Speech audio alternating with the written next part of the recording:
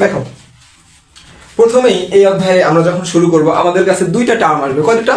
দুইটা টার্ম, এই দুইটা। হ্যাঁ, একটাকে বলবো আমরা যোজনী, আরেকটাকে বলবো আমরা যোজ্যতা। তো আমি যখন 9-10 ছিলাম তখন প্রায় এই দুইটা টার্মের মধ্যে আমি গোলমাল পাকিয়ে ফেলতাম যে যোজনী কি আর যোজ্যতা কি। তো জিনিস দুইটা কিন্তু সেম না, যদিও অনেকেই মাঝে মাঝে ভাবে যোজনী আর যোজ্যতা সেম, কারণ মাঝে মাঝে যোজনী আর যোজ্যতা একই হয়ে যায়, তাই আমরা ভাবি যে যোজনী আর যোজ্যতা মনে হয় সেম, কিন্তু আসলে তা না। দেখো, যোজনী আর যোজ্যতা আমরা যদি ডিল করি যোজনী আর যোজ্যতাকে নিয়ে,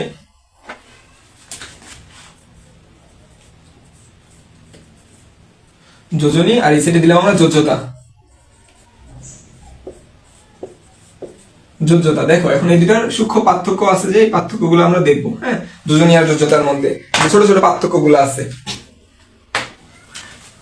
এটা হলো সর্বশেষ কোন মৌলের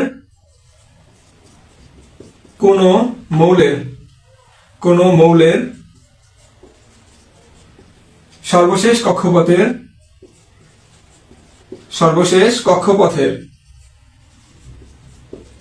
কক্ষপথের ইলেকট্রন সংখ্যা।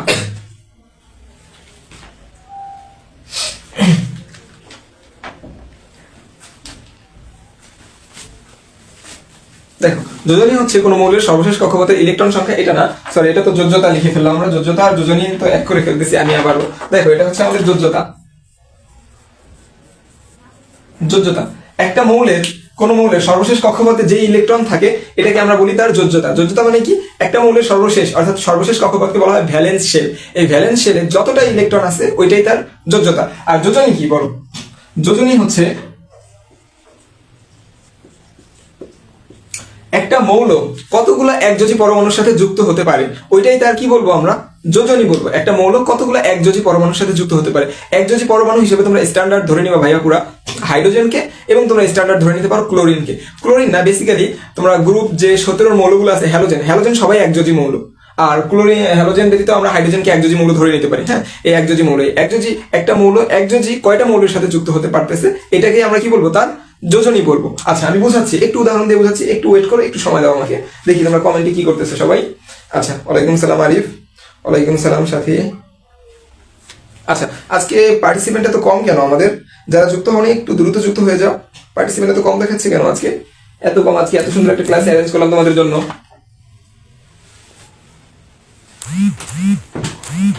দেখো, কোন একটা মৌল, যোজনী, কোন মৌল একযোজী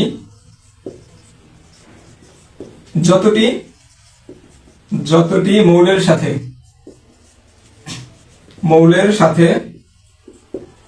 যুক্ত হতে পারে তাকেই তার যোজনী বলে। একযোজী মৌল কি কি বললাম? হাইড্রোজেন আছে, আর একযোজী মৌল বললাম ক্লোরিন আছে। এই দুটাকে আমরা সাধারণত একযোজী মৌলের স্ট্যান্ডার্ড ধরে নেই। এখন দেখো, হাইড্রোজেন কি একযোজী মৌল না? তাহলে দেখো তো, এই যে আমি যদি বলি তোমাকে কি হিসেবে দেওয়া যায়, দেখো এই যে অক্সিজেন, পানির, আমি যদি এই পানি যৌগটা লিখি H2O, দেখো তো এই H2O তে অক্সিজেনটা কয়টা হাইড্রোজেনের সাথে যুক্ত হয়েছে? অক্সিজেনটা 2টা হাইড্রোজেনের সাথে যুক্ত হয়েছে। তাহলে এখানে অক্সিজেনের যোজনী ইকুয়ালস টু 2, কেননা ও একযোজী মৌল, হাইড্রোজেন 2টার সাথে যুক্ত হয়েছে। আবার সেম ভাবে আমি যদি বলি সোডিয়াম ক্লোরাইড NaCl, এখানে দেখো তো তুমি, এই যে সোডিয়ামটা যে আমাদের আছে, একযোজী মৌল কি বলছি আমি? হ্যালোজেন এবং হাইড্রোজেন, এদেরকে বলা হয় সাধারণত একযোজী মৌল। হ্যালোজেনের ভিতরে তো অনেক কিছু আছে, fluorine, chlorine, bromine, iodine, astatine, টেনেসাইন। হ্যাঁ, অনেকগুলো আছে হ্যালোজেন। তো এই যে কোনো একটা হ্যালোজেন অথবা যে কোনো একটা হাইড্রোজেন, এদের সাথে জয়টা একটা মৌলের সাথে এরা যতটা যুক্ত হবে তাকে আমরা যোজনী বলবো। সোডিয়ামের সাথে কয়টা ক্লোরিন যুক্ত হয়েছে? একটা। আর ক্লোরিন একটা একযোজী মৌল, তাই সোডিয়ামের এখানে সোডিয়ামের যোজনী ইকুয়ালস টু 1। আবার যদি আমি লিখি ম্যাগনেসিয়াম ক্লোরাইড, দেখো তো এই যে ম্যাগনেসিয়াম ক্লোরাইড, ম্যাগনেসিয়ামের সাথে 2টা ক্লোরিন যুক্ত হয়েছে। তাহলে এখানে ম্যাগনেসিয়ামের আমরা বলতে পারি ম্যাগনেসিয়াম এর যোজনী ইকুয়ালস টু 2। কেন 2টা যুক্ত হচ্ছে, কেন একটা যুক্ত হচ্ছে, মাঝে মাঝে 3টাও যুক্ত হবে, এগুলো আমরা একটু পরে এক্সপ্লেন করবো। হ্যাঁ, যেমন দেখো এখানে আমি যদি বলি AlCl3, অ্যালুমিনিয়াম ট্রাইক্লোরাইড AlCl3, এখানে অ্যালুমিনিয়ামের যোজনী ইকুয়ালস টু 3। কেন 3? কারণ এই যে ক্লোরিন একটা একযোজী মৌল, আর আমরা এখানে বলে আসছি কোন মৌল একযোজী যতটি মৌলের সাথে যুক্ত হতে পারে তাকেই তার যোজনী বলে, তাই না? তাহলে এই অ্যালুমিনিয়াম মৌলটা একযোজী মৌল ক্লোরিন কয়টি ক্লোরিনের সাথে যুক্ত হয়েছে ভাইয়া? 3টি ক্লোরিনের সাথে যুক্ত হয়েছে। দ্যাটস হোয়াই এখানে আমাদের অ্যালুমিনিয়ামের যোজনী কত হবে? 3 হবে। এবার তোমরা আমাকে বলো তো, এই যে আমি একটা মৌল লিখলাম, যৌগ লিখলাম FeCl2, Fe এর যোজনী কত?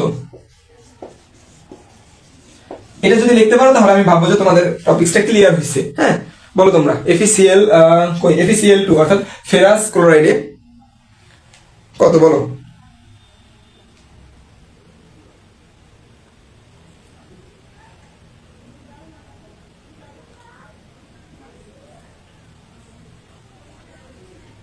বলো বলো, এটার যোজ্যতা কত বলো? FeCl2 এ Fe এর যোজনী কত?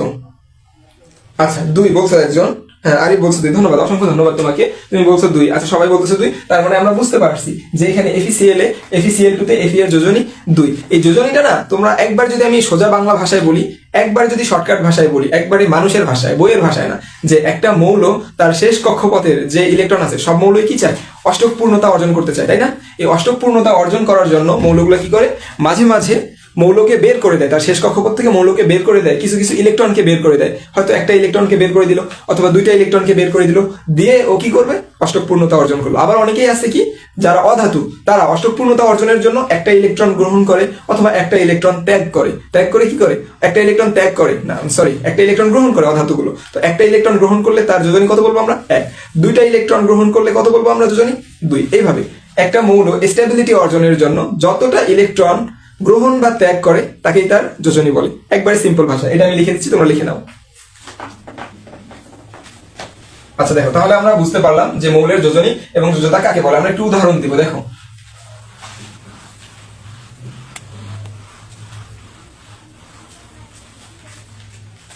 দেখো এটা একটু মুখস্থ রাখতে পারলে তোমরা সারা জীবন কোনো সময় ভুল হবে না।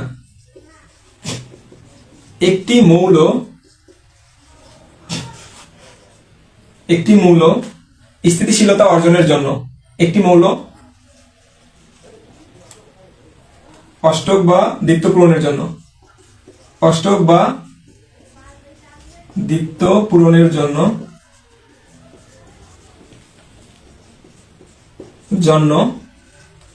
তার শেষ কক্ষপথ থেকে যতটি ইলেকট্রন ত্যাগ বা গ্রহণ করে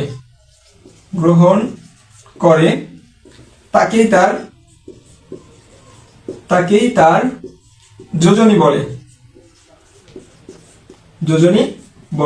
এটা হলো একবারে সোজা কথা, একবারে সোজা বাংলা ভাষা, ঠিক আছে? অষ্টক পূর্ণতা অর্জন করতে পারে, আবার ডুপ্লিকেট নিয়ম হইতে পারে এখানে, হ্যাঁ ডুপ্লেক্স যেটাকে বলি আমরা, দ্বিত্ব পূর্ণতাও অর্জন করতে পারে। যেমন দেখো আমি দেখাচ্ছি, লিথিয়াম একটা মৌল, এই যে লিথিয়াম কত? 3। এর ইলেকট্রন বিন্যাসটা করলে কি হবে? 1s2 2s1, মানে প্রথম কক্ষপথে লিথিয়ামের প্রথম কক্ষপথে 2টা ইলেকট্রন এবং শেষ কক্ষপথে কয়টা ইলেকট্রন? একটা ইলেকট্রন। এখন দেখো লিথিয়াম কি করবে? লিথিয়ামের জন্য কি করা সহজ বলতো? 7টা ইলেকট্রন গ্রহণ করে অষ্টক পূর্ণতা অর্জন করা সহজ, নাকি একটা ইলেকট্রন ত্যাগ করে দ্বিত্ব পূর্ণতা অর্জন করা সহজ? অবভিয়াসলি লিথিয়ামের একটা ইলেকট্রন ত্যাগ করে দ্বিত্ব পূর্ণতা অর্জন করা সহজ, তাই না? দেখো তো এই যে লিথিয়ামের, আমি যদি বলি যোজ্যতা ইকুয়ালস টু 1, কারণ ওর লাস্ট কক্ষপথে ভ্যালেন্স শেলে একটা ইলেকট্রন আছে, দ্যাটস ওয়াই ওর যোজ্যতা 1। আবার দেখো লিথিয়াম চাইলে কিন্তু একটা ইলেকট্রনকে ত্যাগ করতে পারে, এই ইলেকট্রনটাকে ও বাইরে বের করে দিতে পারে। বাইরে বের করে দিলে কি হবে? এই যে লিথিয়াম, দেখো আমি একটু ছোট্ট করে লিখছি, এই যে লিথিয়ামের 2টা ইলেকট্রন থাকবে, শুধু 2টা ইলেকট্রন থাকবে। হ্যাঁ, লিথিয়ামের 2টা ইলেকট্রন থাকলে এখানে আমরা বলবো এটা লিথিয়াম প্লাস আয়ন গঠন করলো, তাই না? এই যে লিথিয়াম প্লাস আয়ন গঠন করলো, তো এটাকে আমরা কি বলতেছি? লিথিয়ামের যোজনী, কারণ লিথিয়াম একটা ইলেকট্রন ত্যাগ করে অষ্টক পূর্ণতা অর্জন করে না, বরং ও দ্বিত্ব পূর্ণতা অর্জন করে, তাই ওর যোজনী কত? 1। তোমরা ক্লোরিনের কথা চিন্তা করো, ক্লোরিন কি করবে? আচ্ছা এই ওর মেসেজের রিপ্লাই দেয় না কেন কেউ? আহমেদ কাউসার, ওর মেসেজের রিপ্লাই কেউ দিয়ে দেন। আলহামদুলিল্লাহ রাফি, আমি ভালো আছি, তুমি কেমন আছো? আচ্ছা আরিফুল ইসলাম বলছে আরেকবার বুঝান। আচ্ছা আরমান বলছে যে অনেকগুলা মানে না, হ্যাঁ, অনেকগুলা মানবে না, কারণ কেমিস্ট্রি মানেই তুমি বুঝবা যে ব্যতিক্রম। একটা মুভিও আছে মানে এটা নিয়ে যে কেমিস্ট্রি মানেই শুধু এক্সেপশন দেখবে, এক্সেপশন অনেক থাকে, অনেক জায়গায় এক্সেপশন থাকে। তো তোমাদের কোর্সে কি এই যে এসএসসি লেভেলে এই এক্সেপশন নিয়ে আলোচনা করা হয়নি? তোমরা যখন ইন্টারভিউ বা এই এক্সেপশন গুলো তোমাদেরকে অবশ্যই পড়ানো হবে, কারণ কিছু কিছু সময় অষ্টক সম্প্রসারণ হয়, আবার কিছু কিছু সময় অষ্টক সংকোচন হয়। অষ্টক সম্প্রসারণ মানে কি জানো? অষ্টক সম্প্রসারণ মানে 8টা মৌলেরও বেশি মৌল থাকবে ভ্যালেন্স শেলে, তারপরেও মৌলটা স্টেবল থাকবে। আর অষ্টক সংকোচন মানে 8টা মৌলের মানে 8টা ইলেকট্রনের কম ইলেকট্রন থাকবে ভ্যালেন্স শেলে, তারপরেও মৌলটা স্টেবল থাকবে। তাই কিছু কিছু মৌল অষ্টক সম্প্রসারণ হয়েও কি করে তোমার স্টেবিলিটি অর্জন করে, আর কিছু কিছু মৌল অষ্টক সংকোচন হয়েও স্টেবিলিটি অর্জন করে। But exception should not be example. ব্যতিক্রম তো কখনো উদাহরণ হতে পারে না, তাই ব্যতিক্রম ব্যতিক্রমী, ওইটা আমাদেরকে ব্যতিক্রম হিসাবেই পড়তে হয়। বুঝতে পারছি আরমান? আচ্ছা দেখো তাহলে এই যে যোজ্যতা 1 আর লিথিয়াম যদি বলি আমি যোজনী, যোজনী কত বলো তো? যোজনী ইকুয়ালস টু 1। তাহলে কি দেখলাম? যোজনী আর যোজ্যতা মাঝে মাঝে সেম হইতে পারে। কাদের ক্ষেত্রে সেম হয়? ধাতুদের ক্ষেত্রে যোজনী আর যোজ্যতা সেম হয়। দেখো লিথিয়ামের শেষ কক্ষপথে একটা ইলেকট্রন ছিল, তাই ওর যোজ্যতা আমরা বলছিলাম 1। এই একটা ইলেকট্রন ত্যাগ করে ও দ্বিত্বপূর্ণতা অর্জন করছে, তাই আমরা বলতেছি ওর যোজনী কত? 1। ঠিক আছে, তুমি লিথিয়ামের পরে আর কি হাইড্রোজেন, হিলিয়াম, লিথিয়াম, ব্রেলিয়ামের কথা চিন্তা করো। ব্রেলিয়াম, এই যে ব্রেলিয়াম, ব্রেলিয়ামের শেষ কক্ষপথে কয়টা ইলেকট্রন আছে দেখো তো ভাইরা? এই যে দেখো একটা ইলেকট্রন, এই যে আরেকটা ইলেকট্রন, আর এই কক্ষপথে 4টা ইলেকট্রন ব্রেলিয়ামের, এখানেও মনে করো আমি 2টা ইলেকট্রন দিলাম। এখন আমাকে বলো তোমরা ওর যোজ্যতা কত? ওর যোজ্যতা হলো 2, কারণ ওর শেষ কক্ষপথে 2টা ইলেকট্রন আছে। এখন ব্রেলিয়াম বন্ধন গঠন করার সময় কি করে? ওর তো অষ্টক পূর্ণতা অর্জন করতে হবে অথবা দ্বিত্ব পূর্ণতা অর্জন করতে হবে। বলো তো আমাকে 6টা ইলেকট্রন গ্রহণ করা বেশি সহজ, মানে 6টা ইলেকট্রন গ্রহণ করে অষ্টক পূর্ণতা অর্জন করা বেশি সহজ, নাকি 2টা ইলেকট্রন ত্যাগ করে দ্বিত্ব পূর্ণতা অর্জন করা বেশি সহজ? অবভিয়াসলি তোমরা সবাই বলবে যে 2টা ইলেকট্রন ত্যাগ করে দ্বিত্ব পূর্ণতা অর্জন করা অনেক সহজ ভাইয়া, তাই না? তাই ও 2টা ইলেকট্রন ত্যাগ করবে। 2টা ইলেকট্রন ত্যাগ করে কি হবে? এই যে ব্রেলিয়াম, এই যে লাস্টে 2টা ইলেকট্রন আছে, দেখো তাহলে 2টা ইলেকট্রন, এই যে এই 2টা ইলেকট্রনকে ও ত্যাগ করছে। এই যে তাহলে ওর যোজনী হবে কত? যোজনী ইকুয়ালস টু 2। দেখো তাহলে যোজনী আর যোজ্যতা মাঝে মাঝে সেম হচ্ছে। কাদের ক্ষেত্রে সেম হবে আমি বলে দিই তোমাকে, কাদের ক্ষেত্রে যোজনী আর যোজ্যতা সেম হয়। এই লেখাটা মনে রাখবে সারা জীবন, তাহলে আর প্যাচ লাগবে না। কাদের ক্ষেত্রে যোজনী আর যোজ্যতা সেম হয়? সাধারণত ধাতু যাদের শেষ কক্ষপথে 1টি, 2টি এবং 3টি ইলেকট্রন থাকে, তাদের যোজনী এবং যোজ্যতা সেম হয়। আমি লিখে দিচ্ছি। এখন বলো যে ধাতু কাকে বলে? ধাতু কিভাবে চিনবো? সাধারণত পর্যায় সারণীর বামের মৌলগুলোকে আমরা ধাতু বলি আর ডানের মৌলগুলোকে আমরা অধাতু বলি। ঠিক আছে, তাও যদি বলো যে ভাইয়া চিনতেছি না, তাহলে আমি একটা টেকনিক শিখিয়ে দিব।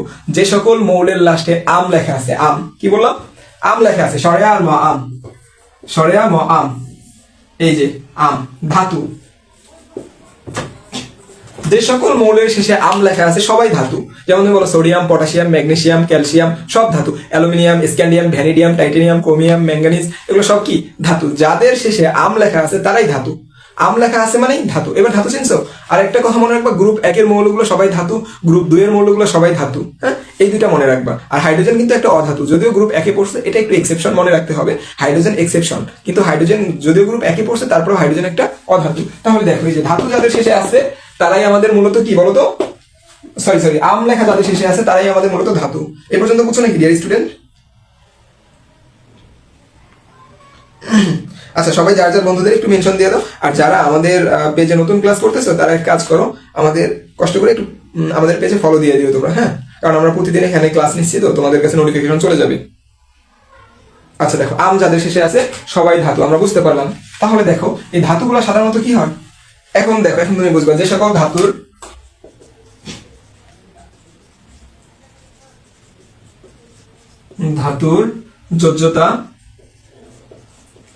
যোজ্যতা 1, 2 বা 3 হয়, সাধারণত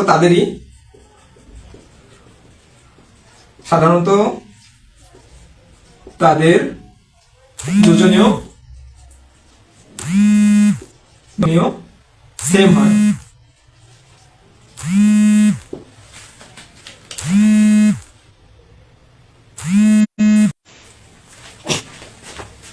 আচ্ছা, একটু হয়তো ইন্টারাপ্ট হয়েছিল আমাদের, আমি আবার বোঝাচ্ছি। দেখো, সাধারণত পর্যায় সারণীতে যে মৌলগুলা বামে থাকে তাদেরকে আমরা ধাতু বলি, আর পর্যায় সারণী যে মৌলগুলা ডানে থাকে তাদেরকে আমরা অধাতু বলি, তাই না? আর এটাও যদি না চিনতে পারো, যে সকল মৌলের লাস্টে কি লেখা আছে? আম লেখা আছে, যেমন সোডিয়াম, পটাশিয়াম, রুবিডিয়াম, সিজিয়াম, যাদের লাস্টে আম আছে সবাই ধাতু, আর যাদের লাস্টে আম নাই তারা কি? অধাতু। আর গ্রুপ 1 আর গ্রুপ 2 হচ্ছে স্পেশালি ধাতু, এটা একটু বেশি করে মনে রাখবা। আর অধাতু কাকে বলবো? হাইড্রোজেন। তোমাদের অধাতু আছেই শুধুমাত্র হ্যালোজেন। অধাতু হ্যালোজেন, হ্যালোজেন, হ্যালোজেন, হ্যালোজেন ও হাইড্রোজেন, হাইড্রোজেন। এই হ্যালোজেন আর হাইড্রোজেন এগুলো তোমাদের কি অধাতু। হ্যালোজেন গ্রুপে কে কে আছে? Fluorine, chlorine, bromine, iodine, astatine, tennessine, এগুলো হচ্ছে অধাতু। আর একটা অধাতু হচ্ছে হাইড্রোজেন। এই গ্রুপ 17 আর হাইড্রোজেন, এই তোমাদের এই কয়েকটা অধাতু নিয়ে পুরো রসায়ন বইয়ে খেলা। এর বাইরে কোনো অধাতু আসবে না তোমাদের, বিলিভ মি, এর বাইরে কোনো অধাতু তোমাদের এসএসসি তে আসবে না, এসএসসির সিলেবাস অনুযায়ী। বুঝতে পারলাম? তাহলে তোমরা আপাতত এই পর্যন্তই মনে রাখো, যাদের শেষে আম যুক্ত আছে তারা ধাতু, আর গ্রুপ 17 মৌলগুলা এবং হাইড্রোজেন এই দুইজন হচ্ছে শুধু অধাতু। আচ্ছা দেখো, তাহলে এবার দেখো, আমরা আশা করি বুঝতে পারছো এই পর্যন্ত। এখন বলো তো আমাকে, আমি বললাম ফ্লোরিন, ফ্লোরিন 9, তাই না? ফ্লোরিন 9 এর আমি যদি ইলেকট্রন বিন্যাস করি তাহলে কি হবে দেখো। ফ্লোরিন 9 এর ইলেকট্রন বিন্যাস করলে এই যে ফ্লোরিন, প্রথম শক্তি স্তরে 2টা ইলেকট্রন, তৃতীয় শক্তি স্তরে 2টা, 4টা, 6টা, 6 আর 2 8, আর এই যে এখানে একটা। আমাকে বলো, সবাই তো চায় অষ্টক পূর্ণতা, তাই না? অষ্টক পূর্ণতা অথবা দ্বিত্ব পূর্ণতা। কারণ কি? কারণ যদি অষ্টক পূর্ণতা অথবা দ্বিত্ব পূর্ণতা অর্জন করতে পারে তাহলে স্টেবল হয়ে থাকবে। সবাই চায় স্টেবিলিটি অর্থাৎ স্থিতিশীলতা। ফ্লোরিন কি করবে আমাকে বলো। ফ্লোরিনের যোজ্যতা কত? এখানে যোজ্যতা, ফ্লোরিনের যোজ্যতা হলো লাস্ট কক্ষপথে ইলেকট্রন কয়টা? 7টা, ওর যোজ্যতা 7। কিন্তু ও কি করবে এবার? ও কি 7টা ইলেকট্রন ত্যাগ করে তোমার দ্বিত্ব পূর্ণতা অর্জন করা সহজ, নাকি একটা ইলেকট্রন গ্রহণ করে অষ্টক পূর্ণতা অর্জন করা সহজ? অবশ্যই তোমরা যারা বুদ্ধিমান আছে সবাই এটা অ্যান্সার দিবে, কারোর ভাই অন্ধ হয়ে অ্যান্সার দিবে যে একটা ইলেকট্রন গ্রহণ করবে ভাইয়া, গ্রহণ করে অষ্টক পূর্ণতা অর্জন করবে। হ্যাঁ, ও আরেকটা ইলেকট্রন যে কোনো মৌলের কাছ থেকে গ্রহণ করবে, গ্রহণ করে ও ফ্লোরিন মাইনাস আয়নে পরিণত হবে, যেটাকে আমরা এই যে এইভাবে দেখাইতে পারি। এই দুটো ইলেকট্রন এই যে বাদ বাকি এখানে, এখানে, এখানে, এখানে, এখানে, এই যে ফ্লোরিন। তাহলে ওর যোজনী কত দেখো তো। যোজনী ইকুয়ালস টু 1। কারণ কি? সে একটা ইলেকট্রন গ্রহণ করে স্টেবিলিটি অর্জন করছে, তাই যোজনী 1। আর যোজ্যতা 7। তাই তোমাদেরকে বললাম যে যোজনী আর যোজ্যতা সবসময় সেম হবে না। কখন সেম হবে? শুধুমাত্র যে সকল ধাতুর যোজ্যতা 1 2 3 হয়, ধাতু, ধাতু অধাতু না কিন্তু, যে সকল ধাতুর যোজ্যতা সাধারণত 1 2 3 হয়, সাধারণত তাদের যোজনী সেম হয়। বুঝতে পারলাম? আমি মনে হয় তোমাদের এই টপিকটা ক্লিয়ার করতে পারছি।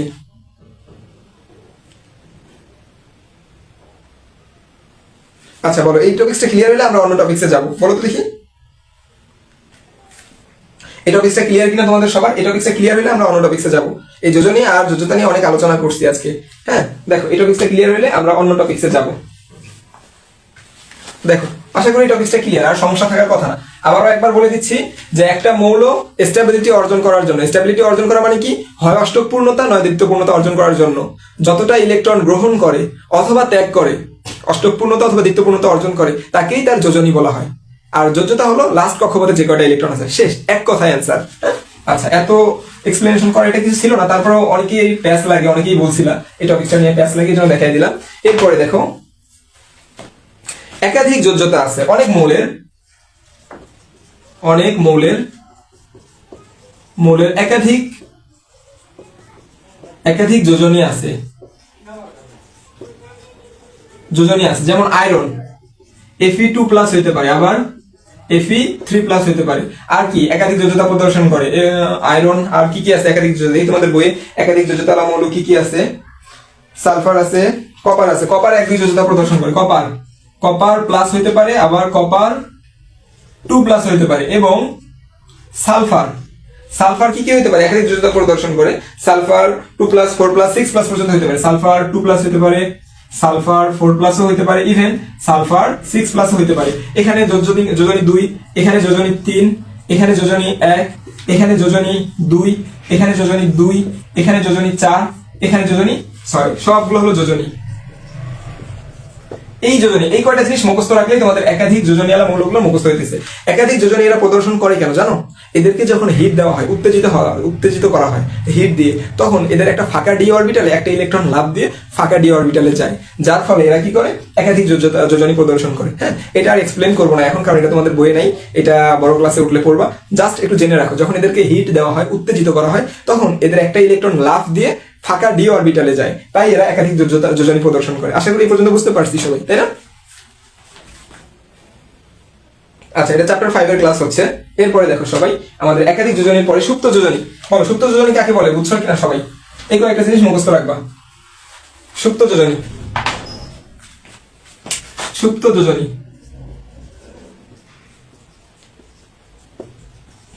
সুপ্ত যোজনী ইকুয়ালস টু সর্বোচ্চ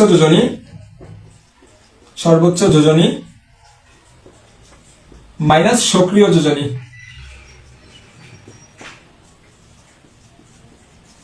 সক্রিয় যোজনী সর্বোচ্চ যোজনী কাকে বলে দেখো তো। এফি এর কয়টা যোজনী ছিল? দুইটা ছিল, একটা ছিল 2 আর একটা ছিল 3। এরপরে দেখো তো সালফারের কয়টা যোজনী ছিল, বা তুমি যদি আমি কপারেরই বলি সিইউ, কপারের কয়টা যোজনী ছিল? কপারেরও ছিল দুইটা, 1 আর 2। এখানে সর্বোচ্চ যোজনী কত? সর্বোচ্চ যোজনী 3। এখানে কপারের সর্বোচ্চ যোজনী 2। তো দেখো, আর সক্রিয় যোজনী হলো যে যোজনীটা যৌগে ব্যবহার হয়েছে। দেখো তো FeCl2 এখানে Fe এর সক্রিয় যোজনী, Fe এর সক্রিয় যোজনী Fe এর সক্রিয় যোজনী কত? একটা মৌল আমরা বলছি একযোজী যতটা মৌলের সাথে যুক্ত হতে পারে তাকেই তার যোজনী বলে। আর ক্লোরিন আর হাইড্রোজেন একটা একযোজী মৌল, তাই না? তাহলে এই যে কয়টা ক্লোরিনের সাথে যুক্ত হয়েছে? দুইটা। তাহলে এখানে Fe এর সক্রিয় যোজনী হবে 2। অতএব আমি যদি বলি, অতএব Fe এর সুপ্ত যোজনী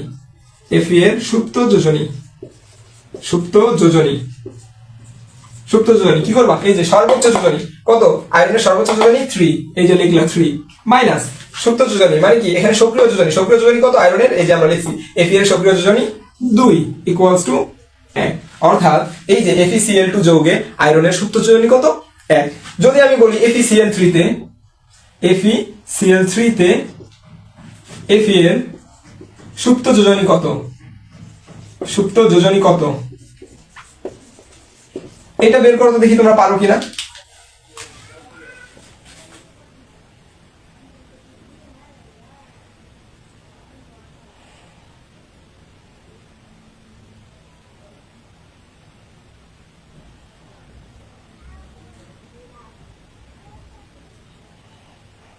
এই মডারেটর কে আছো গ্রুপে? দেখো তো একটু শাওন, এরপরে আমাদের কে আছো? লাবিব, দেখো তো এই ছেলেটা কে বারবার ডিস্টার্ব করতেছে। শাওন, সবাইকে কনসেন্ট্রেশন নষ্ট করতেছে ক্লাসের। পড়ালেখা শিখে না, মানে কি যে শিখে আল্লাহ জানে। মানে কমেন্টে এসে দুষ্টামি। পড়ালেখা করতে আসছিস ভাই, তুই এই জায়গায় কমেন্ট খেলতে আসিস নাই। কমেন্ট খেলতে আসলে তো কমেন্ট করার অনেক জায়গা আছে, এই জায়গায় এসে তোর খেলতে হবে কেন? পড়ালেখা করতে আসছিস, পড়ালেখা করবি। এত এই আজে বাজে কমেন্ট। এই একটু দেখো শাওন, ওরা একটু দেখো তো। লাবিব, ফারহান যারা আছে ওরা একটু দেখো। আচ্ছা দেখো, তাহলে এটা আমাদের FeCl3 তে Fe এর সুপ্ত যোজনী কত? একটু অ্যান্সার চাই সবার কাছে, আমি অ্যান্সার চাচ্ছি, এরপরে আমরা সামনে আগাবো। হ্যাঁ মুবাশশিরা বলো, এর সুপ্ত যোজনী কত? FeCl3 তে Fe এর সুপ্ত যোজনী কত? সুপ্ত যোজনী কিভাবে বের করে? আমরা দেখছিলাম সুপ্ত যোজনী বের করার নিয়ম হলো সর্বোচ্চ যোজনী থেকে সক্রিয় যোজনী মাইনাস করতে হবে, তাই না? দেখো না, আরিফুল ইসলাম বলছে -1। আরে আরিফ ভাই, সো স্যাড। দেখো -1 হবে না। সক্রিয় যোজনী, সুপ্ত যোজনী মানে কি বলছি? সর্বোচ্চ যোজনী মাইনাস সক্রিয় যোজনী। আয়রনের সর্বোচ্চ যোজনী কত? 3। তাহলে তুমি 3 থেকে মাইনাস দিবা কতকে? সক্রিয় যোজনী। দেখো তো FeCl3 তে আয়রনের সক্রিয় যোজনী কত? মানে যে যোজনীটা ব্যবহৃত হয়েছে এই যৌগে। তাহলে আমরা বলছি একটা মৌল একযোজী যতটা পরমাণু বা মূলকের সাথে যুক্ত হতে পারে তাই তার যোজনী, তাই না? তাহলে দেখো আয়রন একযোজী মূলককে, একযোজী মৌল এখানে ক্লোরিন, কয়টা ক্লোরিনের সাথে যুক্ত হয়েছে? 3টা ক্লোরিনের সাথে যুক্ত হয়েছে, তার মানে তার সক্রিয় যোজনী 3। তো আমরা এর যে সর্বোচ্চ যোজনী 3 ছিল, এই সর্বোচ্চ যোজনী থেকে সক্রিয় যোজনী 3 বিয়োগ করবো, দিলে কত? 0। আয়রনের সুপ্ত যোজনী এখানে 0, আর এইখানে আয়রনের সুপ্ত যোজনী কত ছিল? 1 ছিল, কারণ আয়রনের সর্বোচ্চ যোজনী 3 আর এখানে সক্রিয় যোজনী 2, তাই আমরা 3 থেকে 2 কে মাইনাস দিছি। That's it. আচ্ছা, আশা করি আমি জিনিসটা বুঝাইতে পারছি তোমাদের সবাইকে। ধন্যবাদ মুসলিমা।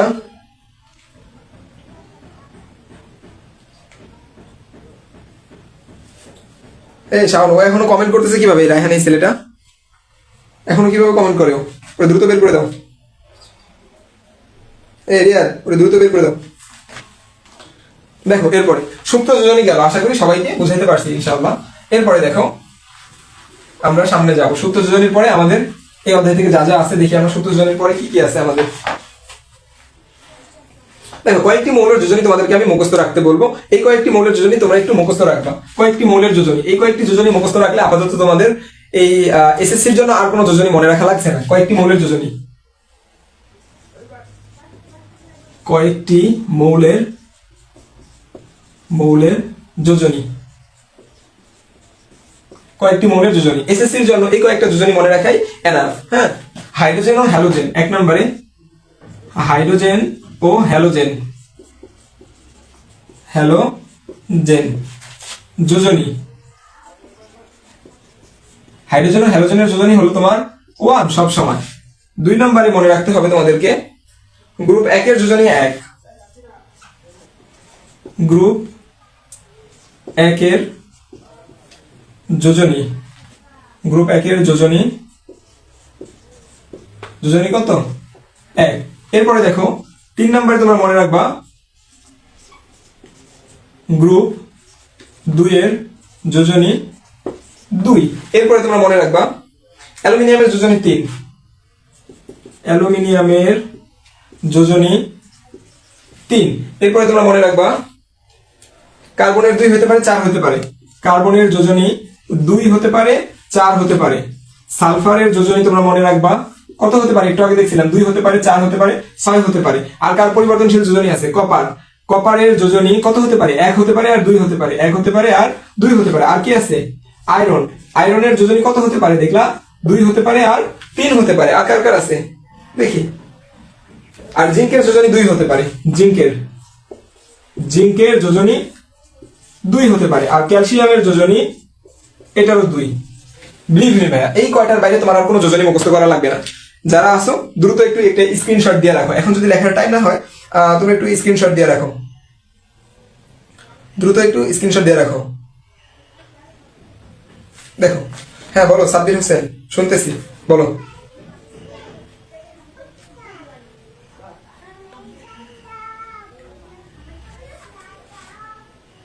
আচ্ছা আচ্ছা আমরা আরেকবার বলতেছি, যোজনী হলো একটা মৌল, হ্যাঁ একটা মৌল তার সর্বশেষ কক্ষপথের ইলেকট্রন ত্যাগ করে বা গ্রহণ করে, কতটা ইলেকট্রন ত্যাগ করে বা গ্রহণ করে সে স্টেবিলিটি অর্জন করতেছে। স্টেবিলিটি অর্জন করা মানে কি, হয় অষ্টক পূর্ণতা করা অথবা দ্বিত্ব পূর্ণতা করা, তাকেই তার যোজনী বলি। আর যোজ্যতা কি, তার শেষ কক্ষপথে জয়টা ইলেকট্রন আছে তয়টাই তার যোজ্যতা। যোজনী আর যোজ্যতা কখন সেম হবে, যদি ধাতুর ক্ষেত্রে তাদের যোজ্যতা 1 2 অথবা 3 হয়, 1 2 3 এই 3টা যদি তাদের যোজ্যতা হয় তাহলে এই ধাতুগুলোর ক্ষেত্রে যোজনীয় সেম হবে। আশা করি বুঝাইতে পারছি। তাহলে ক্লাসটা পজ করে তুমি আরেকবার দেখে নিও ভাই। হ্যাঁ আচ্ছা এই কয়েকটা জিনিস উঠানো হয়েছে, সবার উঠানো হইলে বলো। আচ্ছা ওকে সাব্বির, ঠিক আছে ধন্যবাদ তোমাকে। আচ্ছা দেখো এরপরে দেখো এই কয়েকটা জিনিস মনে রাখলে যোজনী আর মনে রাখতে হবে না তোমাদেরকে, এই কয়েকটা যোজনী তোমাদের এনাফ, আর কোনো যোজনী লাগবে না আপাতত। এরপরে দেখো আমাদের যোজনীর পরে কয়েকটি মৌলের যোজনীর পরে আমরা যেটা পড়বো সেটা হচ্ছে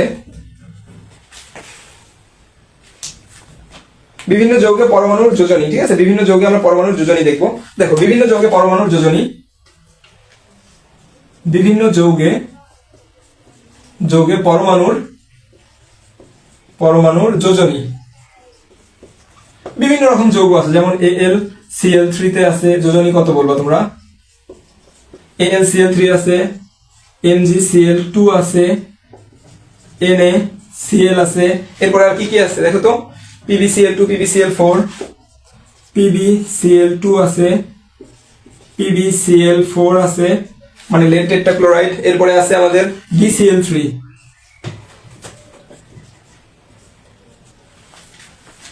দেখো এদের যোজনী কত বলো তো সবগুলাতে, দেখো সবগুলা একযোজী মৌল না, সবগুলা ক্লোরিনের সাথে যুক্ত হয়েছে, কিন্তু ক্লোরিন বাদেও হাইড্রোজেনের সাথে যুক্ত হতে পারে। যেমন হাইড্রোজেনের সাথে কি যুক্ত হতে পারে, পানি। তুমি পানির কথা চিন্তা করো, H2O। সবগুলাতে আমি যেটার নিচে দাগ দিয়ে দিব ওইটার যোজনী বলবা শুধু। এখানে অ্যালুমিনিয়ামের যোজনী বলবা, এখানে ম্যাগনেসিয়ামের বলবা, এখানে সোডিয়ামের বলবা, এখানে লেডের বলবা, এখানেও লেডের বলবা, এখানে ব্রেডিয়ামের বলবা, আর এখানে হাইড্রোজেনের বলবা। বলো সরি হাইড্রোজেনের না, এখানে শুধু তোমরা অক্সিজেনের বলবা। যোজনী কত,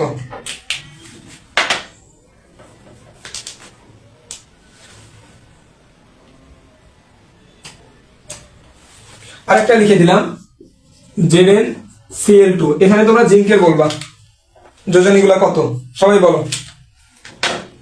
হ্যাঁ অবশ্যই যারা ধরতে পারছো তারা ধরতেই পারছো। দেখো এখানে অ্যালুমিনিয়াম একযোজী কয়টা মৌলের সাথে যুক্ত হয়েছে, 3টা, তার যোজনী হবে 3। এখানে ম্যাগনেসিয়ামের যোজনী 2, এখানে সোডিয়ামের যোজনী 1, কারণ এখানে ম্যাগনেসিয়াম একযোজী মৌল ক্লোরিন 2টার সাথে যুক্ত হয়েছে, এখানে সোডিয়াম একযোজী মৌল ক্লোরিন 1টার সাথে যুক্ত হয়েছে, এখানে লেড একযোজী মৌল ক্লোরিন 2টার সাথে যুক্ত হয়েছে, এটা 2, তো এটা 4টার সাথে যুক্ত হয়েছে, এটা 4, এখানে আমাদের 3টার সাথে যুক্ত হয়েছে, বোরনের 3, এখানে হাইড্রোজেন। দেখো অক্সিজেনটা একযোজী মৌল, হাইড্রোজেন কয়টার সাথে যুক্ত হয়েছে ভাইয়ারা, 2টা হাইড্রোজেনের সাথে যুক্ত হয়েছে, দ্যাটস ওয়াই অক্সিজেনের যোজনী 2। জিঙ্ক কয়টা ক্লোরিনের সাথে যুক্ত হয়েছে, 2টা ক্লোরিনের সাথে যুক্ত হয়েছে, জিঙ্কের যোজনীও 2। আশা করি এভাবে তোমরা প্রত্যেকটার যোজনী এখন বের করে ফেলতে পারবা। এই পর্যন্ত হয়তো তোমরা ক্লিয়ার আছে। আরিফ দেখি কতগুলো লিখছে, ধন্যবাদ আরিফ। 3 2 1 2 4 3 3 2 1 2 4 3। ধন্যবাদ ধন্যবাদ আরিফকে, অনেক বিশাল ধন্যবাদ, ও সবগুলো সিরিয়াল ওয়াইজ দিয়ে দিছে।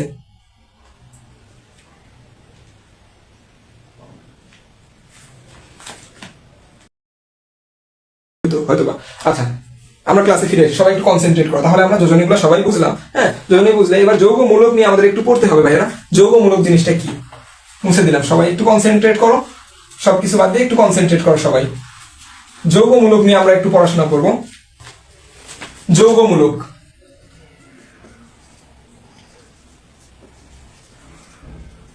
যৌগমূলক দেখো, যৌগমূলক কাকে বলে দেখো তো। দুই বা এটার ইয়াটা একটু লিখে নাও, দুই বা ততোধিক মৌল একত্রে মিলে, দুই বা ততোধিক মৌল একত্রে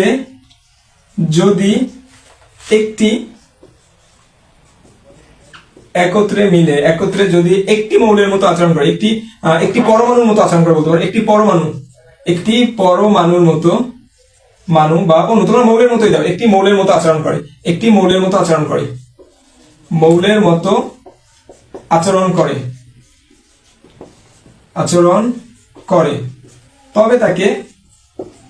তবে তাকে যৌগমূলক বলে। কি বললাম দেখো তো, এই যৌগমূলকের মধ্যে পরমাণু থাকবে কতগুলো দেখো তো, দুই বা ততোধিক থাকবে, দুই বা ততোধিক মৌল থাকবে। একটা যৌগমূলকের মধ্যে দুই বা ততোধিক মৌল থাকবে, তো এরা দুই বা ততোধিক মৌল মিলে একটা মৌলের মতো আচরণ করবে, তাকে আমরা যৌগমূলক বলবো। ঠিক আছে, আমরা শুধু যৌগমূলকগুলো চিনবো আর তাদের যোজনী চিনবো, আর কিছু চিনবো না। তোমাদের অনেক কিছুই দেওয়া আছে, আধান দেওয়া আছে, নাম দেওয়া আছে, নামগুলো আমি মুখে মুখে বলে দিব, জাস্ট যোজনীটা তোমরা মনে রাখবা। দেখো যৌগমূলক, কয়েকটা ইম্পর্টেন্ট যৌগমূলক দেখাবো আমি, আর বাদ বাকিগুলো তোমাদের বইয়েই আছে। যৌগমূলক আর যোজনী ইম্পর্টেন্ট কয়েকটা দেখা দিই, কি কি আছে দেখো তো। ইম্পর্টেন্ট কয়েকটা যৌগমূলক তোমাদের বইয়ে, অ্যামোনিয়াম NH4+, এর যোজনী হচ্ছে 1। কার্বনেট CO3 2-, এর যোজনী হচ্ছে আমাদের 2।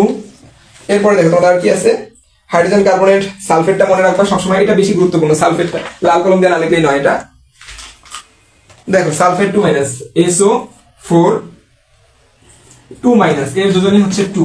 সালফেটটা লাল কলম দিয়ে লেখার মানে হলো সালফেটটা বারবার ব্যবহৃত হবে। এরকম আরো অনেক কিছুই আছে, এখানে নাইট্রেট আছে, নাইট্রেটটাও বারবার ব্যবহৃত হবে। NO3-, এই নাইট্রেটটাও বারবার ব্যবহৃত হবে, দ্যাটস হোয়াই এটাকে আমি হলুদ কালি দিয়ে সবুজ দিয়ে লিখলাম। এরপরে দেখো আর কি আছে, নাইট্রাইট আছে NO2-,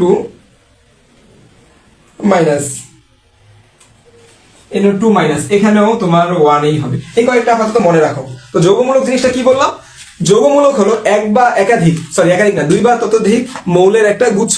দুই বা ততোধিক মৌল এক গুচ্ছ আকারে থেকে যদি একটা মৌলের মতো আচরণ করে, তাকে আমরা যৌগমূলক বলি। যেমন তুমি এখানে এটার সাথে যাকেই বিক্রিয়া করো না কেন, এই পুরাটা মিলে বিক্রিয়ায় অংশগ্রহণ করবে, এমন না নাইট্রোজেন আলাদা বিক্রিয়া করবে, হাইড্রোজেন আলাদা বিক্রিয়া করবে, পুরাটা মিলেই একটা বিক্রিয়ায় অংশগ্রহণ করবে। আবার তুমি কার্বনেটকে যদি কোনো মৌলের শেষে দেখো, কোনো যৌগের শেষে কার্বনেট আছে, যেমন পটাশিয়াম বাইকার্বনেট আছে K2CO3, এই যে পটাশিয়াম বাইকার্বনেটের সাথে তুমি যার বিক্রিয়া করাবা না কেন, পটাশিয়াম আলাদা একসাথে যাবে আর কার্বনেট পুরাটা আলাদা একসাথে যাবে, কারণ কার্বনেট পুরাটা মিলে একটা মৌলের মতো আচরণ করবে। মনে করতে পারো এটা পুরাটা একটা মৌল যার যোজনী 1, এটা পুরাটা একটা মৌল যার যোজনী 2, এটা পুরাটা একটা মৌল যার যোজনী 2, এটা পুরাটা একটা মৌল যার যোজনী 1, ইভেন এটা পুরাটা একটা মৌল যার যোজনী 1। সবাই মিলে একটা মৌলের মতো আচরণ করবে এরা প্রত্যেকেই। যদিও এখানে মৌল আছে দুইটা, এখানে মৌল দুইটা, এখানেও দুইটা, এখানেও দুইটা, সবখানে দুইটা মৌল আছে, কিন্তু এরা একটা মৌলের মতো আচরণ করবে সব সময়, তাই এদেরকে আমরা যৌগমূলক বলবো। আশা করি তোমরা ক্লিয়ার এই বিষয়টা নিয়ে। আচ্ছা, এরপরে দেখো আমরা যৌগমূলক তো দেখলাম, তাই না, অসংখ্য যৌগমূলক দেখলাম। এরপরে একটা জিনিস দেখবো, এবার দেখবো আমরা যেটা সবচেয়ে মোস্ট ইম্পর্টেন্ট টপিক, আয়নিক যৌগের সংকেত তোমরা কিভাবে লিখবা। দেখো অনেক সহজ এটা, আয়নিক যৌগের সংকেত তোমরা কিভাবে লিখবা, একবারে সহজ এটা, এর মতো সহজ দুনিয়া আর কিছু নাই মনে হয়। এটা একবার শিখে গেলে তোমরা সবসময় শুধু সংকেতই লিখতে চাবা। আয়নিক যৌগের সংকেত, আয়নিক যৌগের সংকেত লেখার নিয়ম, আয়নিক যৌগের সংকেত লিখার নিয়ম। দেখো আয়নিক যৌগের সংকেত লেখার নিয়ম, আয়নিক যৌগ কিভাবে গঠিত হয় আমাকে বলো তো একজন। ধাতু, একটা ধাতু আর একটা অধাতু মিলে আয়নিক যৌগ গঠিত হয়। মনে করলাম আমরা ধাতু, এই যে ধাতু প্লাস অধাতু, অধাতু, ধাতু কি করে ইলেকট্রন ত্যাগ করে, আর অধাতু ওই ইলেকট্রনটা গ্রহণ করে, গ্রহণ করে কি করে আয়নিক যৌগ গ্রহণ করে। সামনে আমরা বিস্তারিত পড়তেছি, দেখো আয়নিক যৌগ,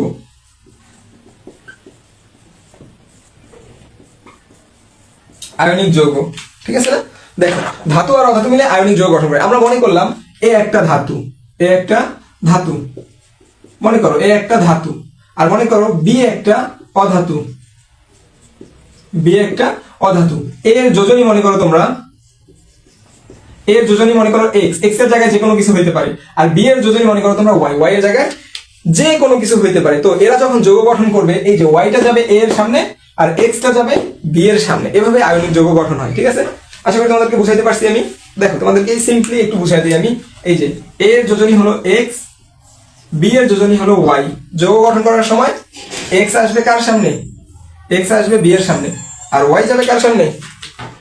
এই যে ওয়াই, ওয়াই সুন্দর মতো যাবে এর সামনে। এভাবে এরা যৌগ গঠন করবে। যেমন তুমি দেখো অ্যালুমিনিয়ামের যোজনী 3, এই যে অ্যালুমিনিয়ামের যোজনী কত? 3। আর ক্লোরিনের যোজনী তুমি জানো 1, কারণ আমি তোমাকে আগেই শিখিয়েছি কোনগুলা মৌলের যোজনী 1, কোনগুলা 2, কোনগুলা 3। যখন তুমি যৌগ গঠন করবে এদের নিয়ে, কিভাবে যৌগ গঠন করবে দেখো তো? তখন তোমার যৌগটা এভাবে গঠন করতে হবে যে এই যে Al অ্যালুমিনিয়াম, তাই না? অ্যালুমিনিয়ামের সামনে কোনটা যাবে? এই যে এটা যাবে Al1। 1 দেওয়ার দরকার আছে সামনে? অবশ্যই না, কারণ 1 দিলেও যে কথা, না দিলেও সেই একই কথা। আর ক্লোরিনের সামনে কত যাবে? এই যে এটা যাবে, এটা যাবে এর সামনে, আর এটা আসবে এর সামনে, AlCl3। দেখো তুমি কত সুন্দরভাবে একটা আয়নিক যৌগ গঠন করে ফেলতে পারছো। এভাবে তুমি আল্লাহ দুনিয়ার যত আয়নিক যৌগ আছে সব গঠন করতে পারবে এখন ইজিলি।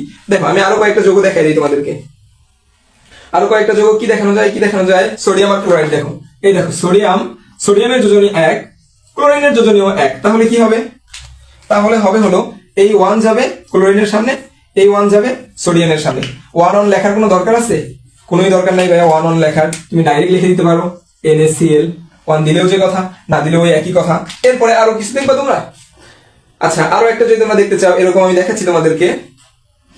আর কি দেখানো যায় তোমাদের বইয়ে? আর কি আছে দেখো, বোরন, বোরন ট্রাইক্লোরাইড। বোরনের যোজনী কত দিলাম আমরা? 3। আর ক্লোরিনের যোজনী আমরা কত দিলাম এখানে? বোরনের যোজনী কি 3 লিখছিলাম আমরা এর আগে? ক্লোরিনের দিলাম আমরা 1। যৌগ গঠন করলে কি হবে দেখো তো? যৌগ গঠনকালে এই 1 যাবে বি এর সামনে, আর এই 3 আসবে ক্লোরিনের সামনে। তাহলে আলটিমেটলি যৌগটা কি পাবা তুমি?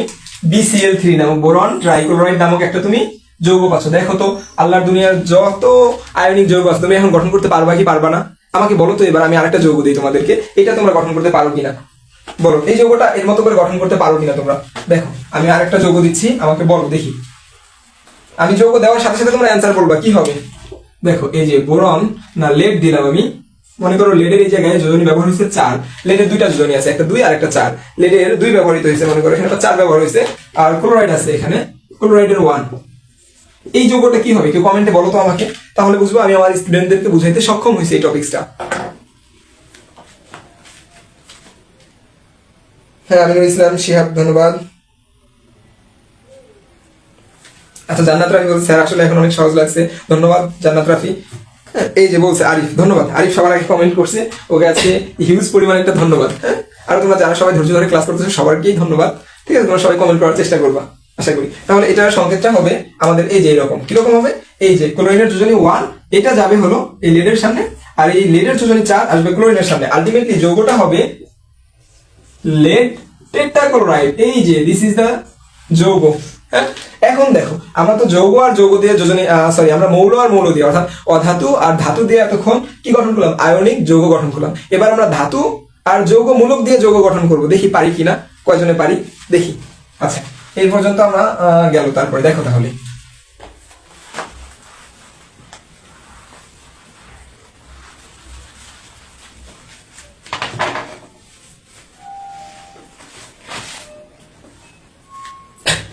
দেখো তো জিঙ্ক, আমি জিঙ্কের যোজনী জানি, তোমাদেরকে বলছিলাম জিঙ্কের 2। আর সালফেট SO4 2-, এটার যোজনী কত? এটা তো তোমরা সবাই জানো 2। তাহলে এদের দ্বারা গঠিত যৌগ কি হবে বলো তো? এই সালফেট এটা একটা যৌগ মূলক, তো এটা সবসময় পুরোটা একসাথে যাবে। হ্যাঁ তাহলে দেখো তো এই যে 2, এই 2 আসবে জিঙ্কের সামনে, আর এই 2 কার সামনে আসবে? সালফেটের সামনে। তো তো একটা কথা আছে এখানে, যদি দুইটা জিনিসের যোজনীকে কখনো সেম নাম্বার দ্বারা ভাগ করা যায়, তাহলে তুমি ভাগ করার পর যেটা হবে ওইটাই ভাগ করে দেবে। দেখো তো এই দুইটা যোজনী, এর যোজনী 2, এর যোজনী 2, তাহলে সেম নাম্বার দিয়ে ভাগ করা যাচ্ছে এদের দুজনকে? হ্যাঁ, 2 দিয়ে আমি 2কে ভাগ করতে পারি, এখানেও 1 আসে, আবার আমি 2 দিয়ে এই 2কেও ভাগ করতে পারি, এখানেও 1 আসে। তাই এটা এইভাবে লিখি আমরা, এই যে ZnSO4 এইভাবে যৌগটা লিখি। কারণ কি? কারণ এখানে 2 দিলা তুমি, এখানে 2 দিলা, এই 2 2 তো আলটিমেটলি কাটাই যায়, তাই না? যদি কাটাকাটি না যাইতো তাহলে আরেক ব্যাপার ছিল, কাটাকাটি যাই দেখে আমরা কাটাকাটি করে বসাইয়া দিছি। যেমন তুমি আরেকটা চিন্তা করো, আমি আরেকটা তোমাকে বলি, এরকম একটা যৌগমূলক দিয়ে আরেকটা বলি তোমাকে। কি হইতে পারে? দেখো, ক্যালসিয়াম হইতে পারে, ক্যালসিয়াম নাইট্রেট হইতে পারে। এই যে ক্যালসিয়ামের যোজনী তুমি জানো ভাইয়া 2, আর নাইট্রেটের যোজনী NO3 মাইনাস, তুমি জানো এটার যোজনী 1। তুমি যৌগটা কিভাবে গঠন করবে বলো তো আমাকে? এই যে এই 1 যাবে কার সামনে? ক্যালসিয়ামের সামনে, আর এই 2 আসবে কার সামনে? নাইট্রেটের সামনে। দেখো তাহলে কিভাবে যৌগটা হয়। তাহলে ক্যালসিয়ামের সামনে 1 দেওয়ার দরকার আছে? কোনো দরকার নাই, তুমি ডাইরেক্ট লিখবে যে ক্যালসিয়াম নাইট্রেট NO3। এখন দেখো এই নাইট্রেটের সামনে 2 দিতে হবে না, কারণ এই যে এই 2 নাইট্রেটের সামনে আসছে আমাদের নিয়ম অনুযায়ী। তুমি যদি এখানে 2 দাও তাহলে কিন্তু 32 হয়ে যাবে। 32 কি ওর যোজনী? জীবনেও না। তুমি যদি 2 দিয়ে গুণ করো তাহলে 6 হয়ে যাবে। 6 কি ওর যোজনী? জীবনেও না। তাহলে কি করতে হবে? আমাদেরকে সুন্দর মতো এখানে একটা ব্র্যাকেট দিতে হবে, দিয়ে তারপরে এখানে 2 দিতে হবে। This is the final result, what you will get, যেটা তুমি পাবা, এটাই ফাইনাল রেজাল্ট। আশা করি আমি বুঝাইতে পারছি তোমাদের সবাইকে। তোমাদেরকে আমি আরেকটা যৌগ দিচ্ছি, তোমরা একটু এটা করে দেখাও তো ভাইয়ারা আমাকে। আচ্ছা, ধন্যবাদ আরিফকে। আরিফের পারফরমেন্স তো আজকে 100% হয়ে যাইতেছে। দেখো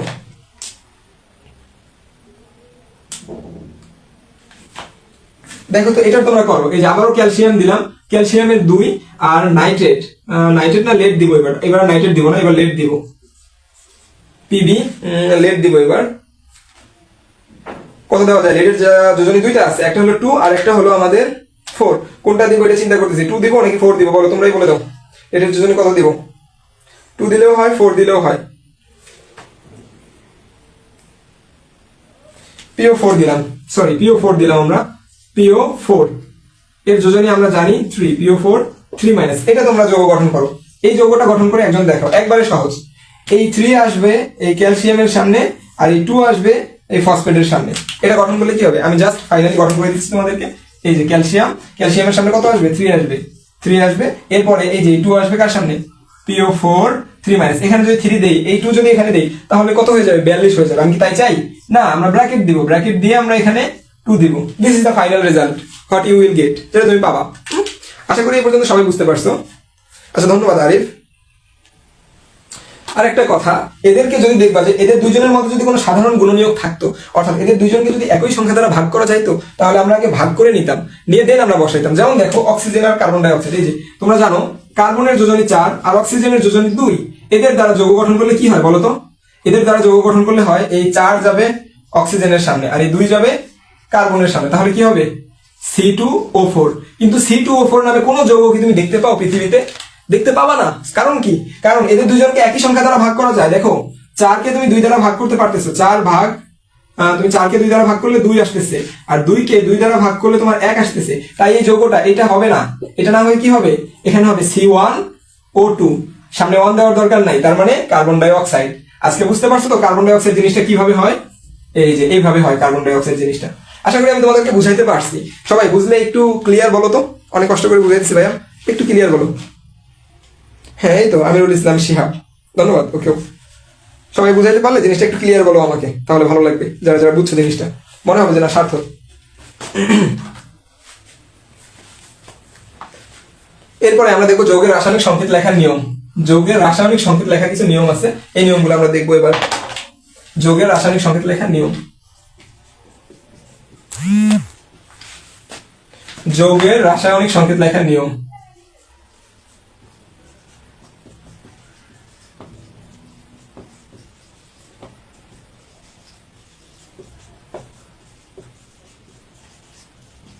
যৌগের রাসায়নিক সংকেত লেখার 4টা নিয়ম আছে, ছোট্ট করে আলোচনা করে দিব। আচ্ছা, ক্লিয়ার? আরিফ বলছে ক্লিয়ার, সুজয় পাল বলছে ক্লিয়ার। আচ্ছা, সবাই বলছে মুসলিমা ক্লিয়ার, এদিকে আমিরুল ইসলাম ক্লিয়ার। আচ্ছা দেন, ওকে, আমরা এখন চলে যাব অন্য টপিকসে মুভ করব। যৌগের রাসায়নিক সংকেত লেখার নিয়ম। যৌগের রাসায়নিক সংকেত লেখার নিয়মটা হচ্ছে কি আসলে, দেখো অল্প কয়েকটা নিয়ম আছে। দেখো 1 নাম্বার নিয়মটা হচ্ছে একই ধরনের পরমাণু দিয়ে গঠিত যে সমস্ত তোমার অণু আছে তাদের নিচে ছোট করে লিখতে হয়। যেমন দেখো এই যে নাইট্রোজেন, নাইট্রোজেন একটা পরমাণু, এরকম দুইটা নাইট্রোজেন, নাইট্রোজেন প্লাস নাইট্রোজেন মিলে কি গঠন করবে, এই যে নাইট্রোজেন অণু গঠন করবে। এইভাবে নিচে ছোট্ট করে লিখতে হবে। এরপরে দেখো oxygen plus oxygen plus oxygen, তিনটা অক্সিজেন পরমাণু মিলে কি তৈরি করবে, O3, এটার নাম হচ্ছে ওজোন। ওজোন এই গাছটা খুবই ইম্পর্টেন্ট আমাদের জন্য, তোমরা কিছুদিন পরেই জানতে পারবা কেন, উচ্চ লেভেলে উঠলে ইন্টারে তো এমনি জানতে পারো। এই ওজোন গাছটা আমাদের অনেক সূর্যের আল্ট্রাভায়োলেট থেকে রক্ষা করে। হ্যাঁ দেখো নাইট্রোজেন জেন অণু। তো এটা গেল 1 নাম্বার নিয়ম, যে একই পরমাণু দিয়ে গঠিত অণুগুলার নিচে ছোট করে তাদের সংখ্যা লিখতে হয়। এটা 1 নাম্বার নিয়ম। 2 নাম্বার নিয়মটা দেখো আমরা লিখবো। হ্যাঁ এই পর্যন্ত এটি বুঝতে পারছো কিনা? আচ্ছা ধন্যবাদ আমিরুল ইসলাম শিহাব।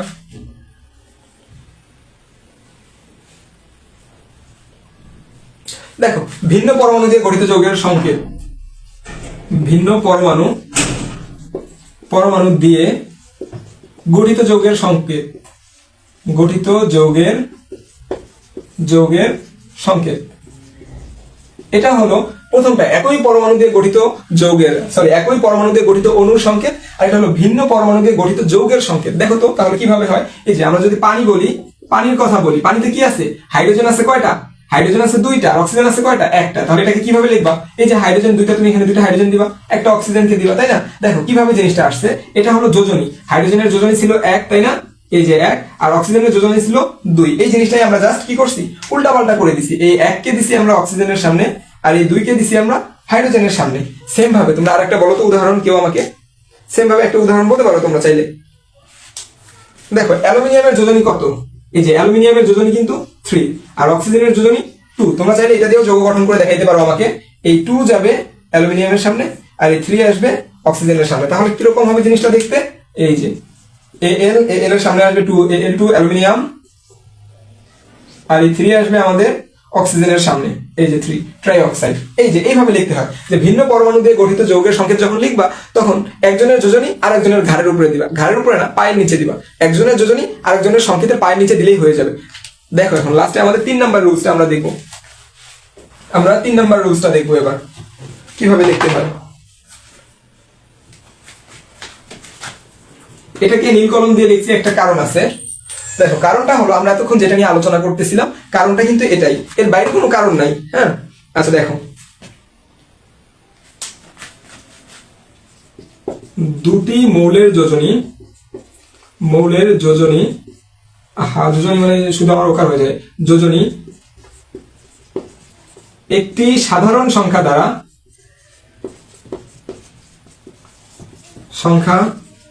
দ্বারা ভাগ করা গেলে আগে ভাগ করে এরপর যোজনী পরিবর্তন, এরপর সংকেত লিখতে হবে।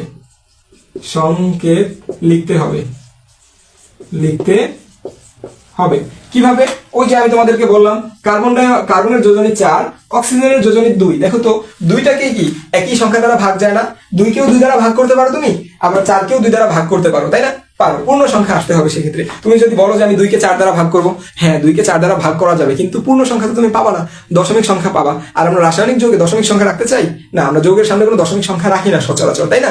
দ্যাটস ওয়াই আমি এখানে 2 দ্বারা ভাগ করবো। তাহলে এখানে 4কে ভাগ করো তুমি 2 দ্বারা, 2কেও ভাগ করো তুমি 2 দ্বারা, 2 দ্বারা ভাগ করো, 2 দ্বারা ভাগ করো, দেন দেখো কত হয়। এটাকে 4কে 2 দ্বারা ভাগ করলে হবে 2, আর 2কে 2 দ্বারা ভাগ করলে হবে 1। এইবার তোমার এই 2 যাবে, এইবার এই 2 যাবে কার সামনে, এইবার এই 2 যাবে অক্সিজেনের সামনে, আর এই 1 যাবে কার্বনের সামনে। এখন দেখো কত সুন্দর যৌগ একটা পেয়ে গেলা তুমি, কত সুন্দর, লাইফ কত ইজি। এই যে কার্বন ডাই অক্সাইড পেয়ে গেলা তুমি, দেখছো কত সুন্দর নিয়ম। 4 নাম্বার এন্ড লাস্ট নিয়ম। দেখো লাস্ট নিয়মটা কি, এদিকে কি দেখা যাচ্ছে, দেখি তো আমি একটু 4 নাম্বার নিয়মটা দেখা যাচ্ছে কিনা, এদিকে লিখলে।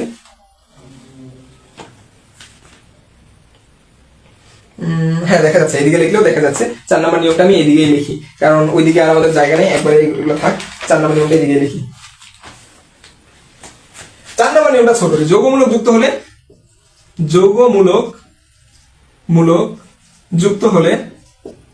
যুক্ত হলে ব্র্যাকেট ব্যবহার করতে হয়।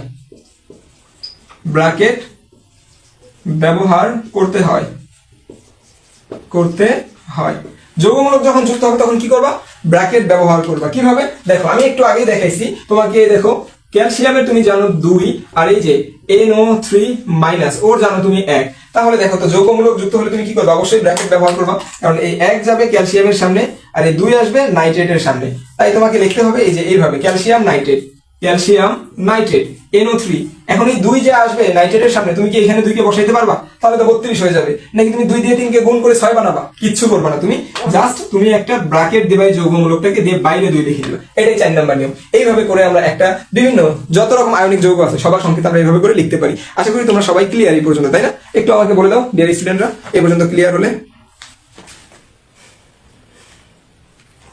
দেখো আমি প্রায় সচরাচর একটা কথা বলি, আমাদের হতে পারে যে আমাদের কন্টেন্টের মানে কোয়ালিটি এত ভালো না, বা কিন্তু আমরা যে তোমাদেরকে যেভাবে ডেডিকেশন নিয়ে পড়াই, তোমরা অনেকে অনেক জায়গায় পেইড ক্লাসও করছো, অনেকে অনেক জায়গায় তোমরা এখনো ক্লাস করো ইউটিউবে, কিন্তু আমাদের ক্লাসগুলো একটু কম্পেয়ার করে দেখবা, তাদের চেয়ে আমাদের ক্লাসগুলো কোনো অংশে আল্লাহর রহমতে কম না। আমাদের ক্লাসগুলো আমরা সর্বোচ্চ ডেডিকেশন দিয়ে তোমাদেরকে পড়াই। হ্যাঁ, একদিন হয়তো থাকবে না এরকম, মানে এই বোর্ড থাকবে না, স্মার্ট বোর্ডে একদিন চলে যাবো আমরাও, আল্লাহ চান তো, তখন দেখতে পারবে আমাদের ক্লাসগুলো আরো ইন্টারেক্টিভ হবে। তো আমি মনে করি যে তোমাদের স্মার্ট বোর্ড আর এই যে হার্ড বোর্ড, যেটাকে বলি আমরা হোয়াইট বোর্ড, হ্যাঁ, এই বোর্ডের মধ্যে কোনো সম্পর্ক নাই পড়ালেখার সম্পর্কটা হলো তোমার নির্দিষ্ট মনোযোগের মধ্যে। যে তোমাকে পড়াচ্ছে সে কিভাবে তোমাকে পড়াচ্ছে, সে কিভাবে তোমাকে জিনিসগুলো শিখাচ্ছে।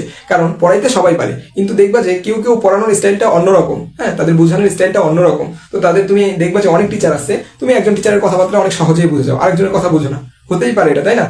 তো এই ব্ল্যাকবোর্ড বা তোমার ক্লাসরুম এটা কোনো ব্যাপার না, তোমার ব্যাপারটা হলো সবসময় যে তোমাকে বুঝাচ্ছে সে কিভাবে বুঝাচ্ছে, আর তুমি তার কাছ থেকে বুঝতেছো কিনা। আমরা চেষ্টা করি সবসময় তোমাদের ডিমান্ড অনুযায়ী বোঝানো, তোমরা যেভাবে চাও সেভাবে বোঝানো, তোমাদেরকে নক দিয়ে বলতে পারো সবসময়। আচ্ছা, লং করবো না, আমরা দ্রুত ক্লাস শেষ করে দিব। তো দেখো এই পর্যন্ত হয়েছে কিনা সবার, হইলে বলো ক্লিয়ার, আমরা মুছে দিয়ে অন্য টপিক্সে যাবো।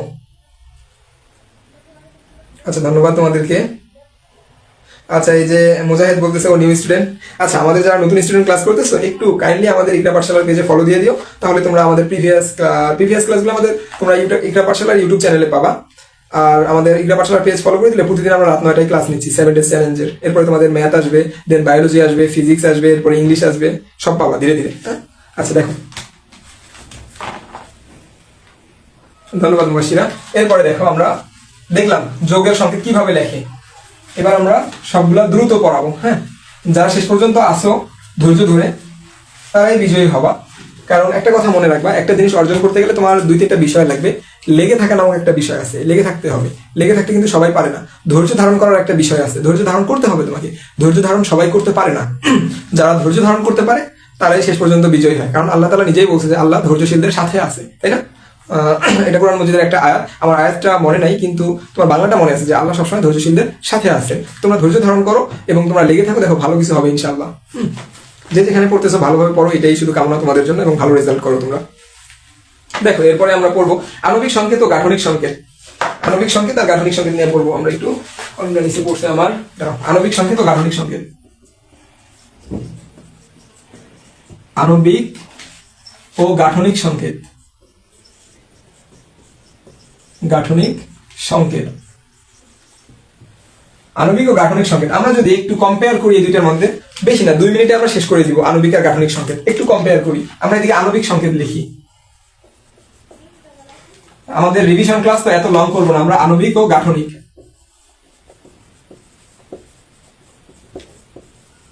দেখো আমি একটা যৌগ লিখলাম, এই যে এই যৌগটাকে আমি লিখলাম মিথেন। মিথেন আমার যারা জৈব যৌগের ক্লাসগুলো করছে তারা সবাই জানো জৈব যৌগের নামকরণ কিভাবে করতে হয়। সবগুলো নামকরণ শিখাইছি না ভাইয়া? সবগুলো নামকরণ শিখাইছি আমরা। মিথেন একটা যৌগ লিখলাম আমি CH4, এটা হচ্ছে আণবিক সংকেত। কিভাবে বুঝলাম আমি?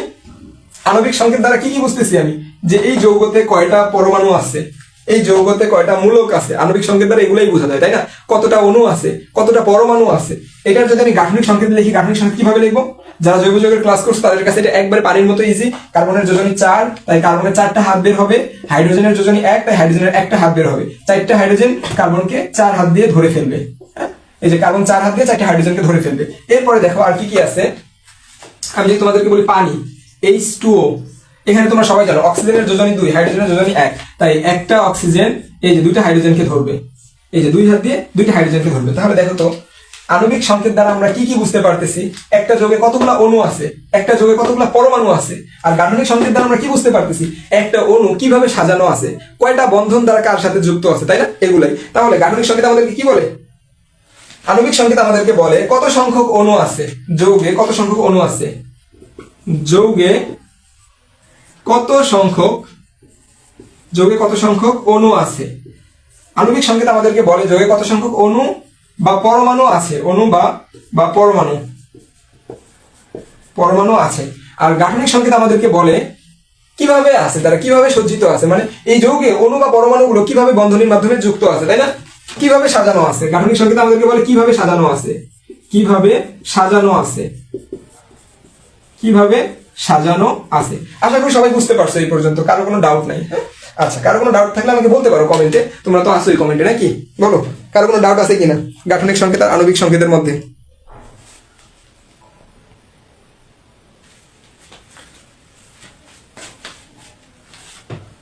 হ্যাঁ মুজাহিদ, সবগুলো ক্লাস আমরা ফ্রিতেই দিচ্ছি তোমাদের জন্য। এই পর্যন্ত বুঝে থাকলে আমাকে একটু কমেন্ট করো তো, আণবিক সংকেত আর গাঠনিক সংকেতের মধ্যে তোমাদের কোনো সমস্যা আছে কিনা। তোমাদের যদি ক্লিয়ার হয় এই টপিকটা, আমরা সামনের দিকে মুভ করবো দেন।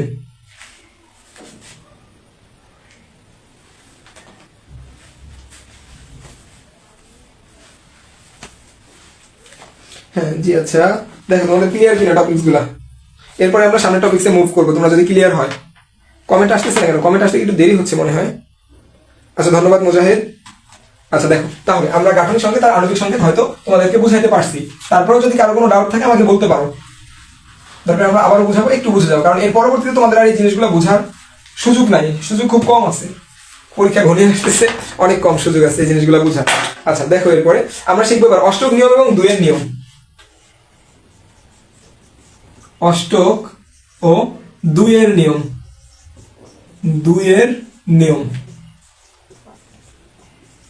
অষ্টক ও দুইয়ের নিয়ম। দেখো আমি তোমাদেরকে দেখাচ্ছি, এক সাইডে আমি লিখবো অষ্টক আর এক সাইডে লিখবো দুইয়ের নিয়ম। আচ্ছা, আরমান হোসেন আরেকবার বলতেছি আরমানের জন্য। দেখো আরমান, গাঠনিক সংকেত হলো যেই সংকেত দিয়ে তুমি দেখতে পারবা এই যৌগটার সাথে মৌলগুলা কিভাবে কানেক্টেড আছে, মানে কিভাবে সাজানো আছে, কে কার সাথে কয়টা বন্ধন দ্বারা যুক্ত আছে।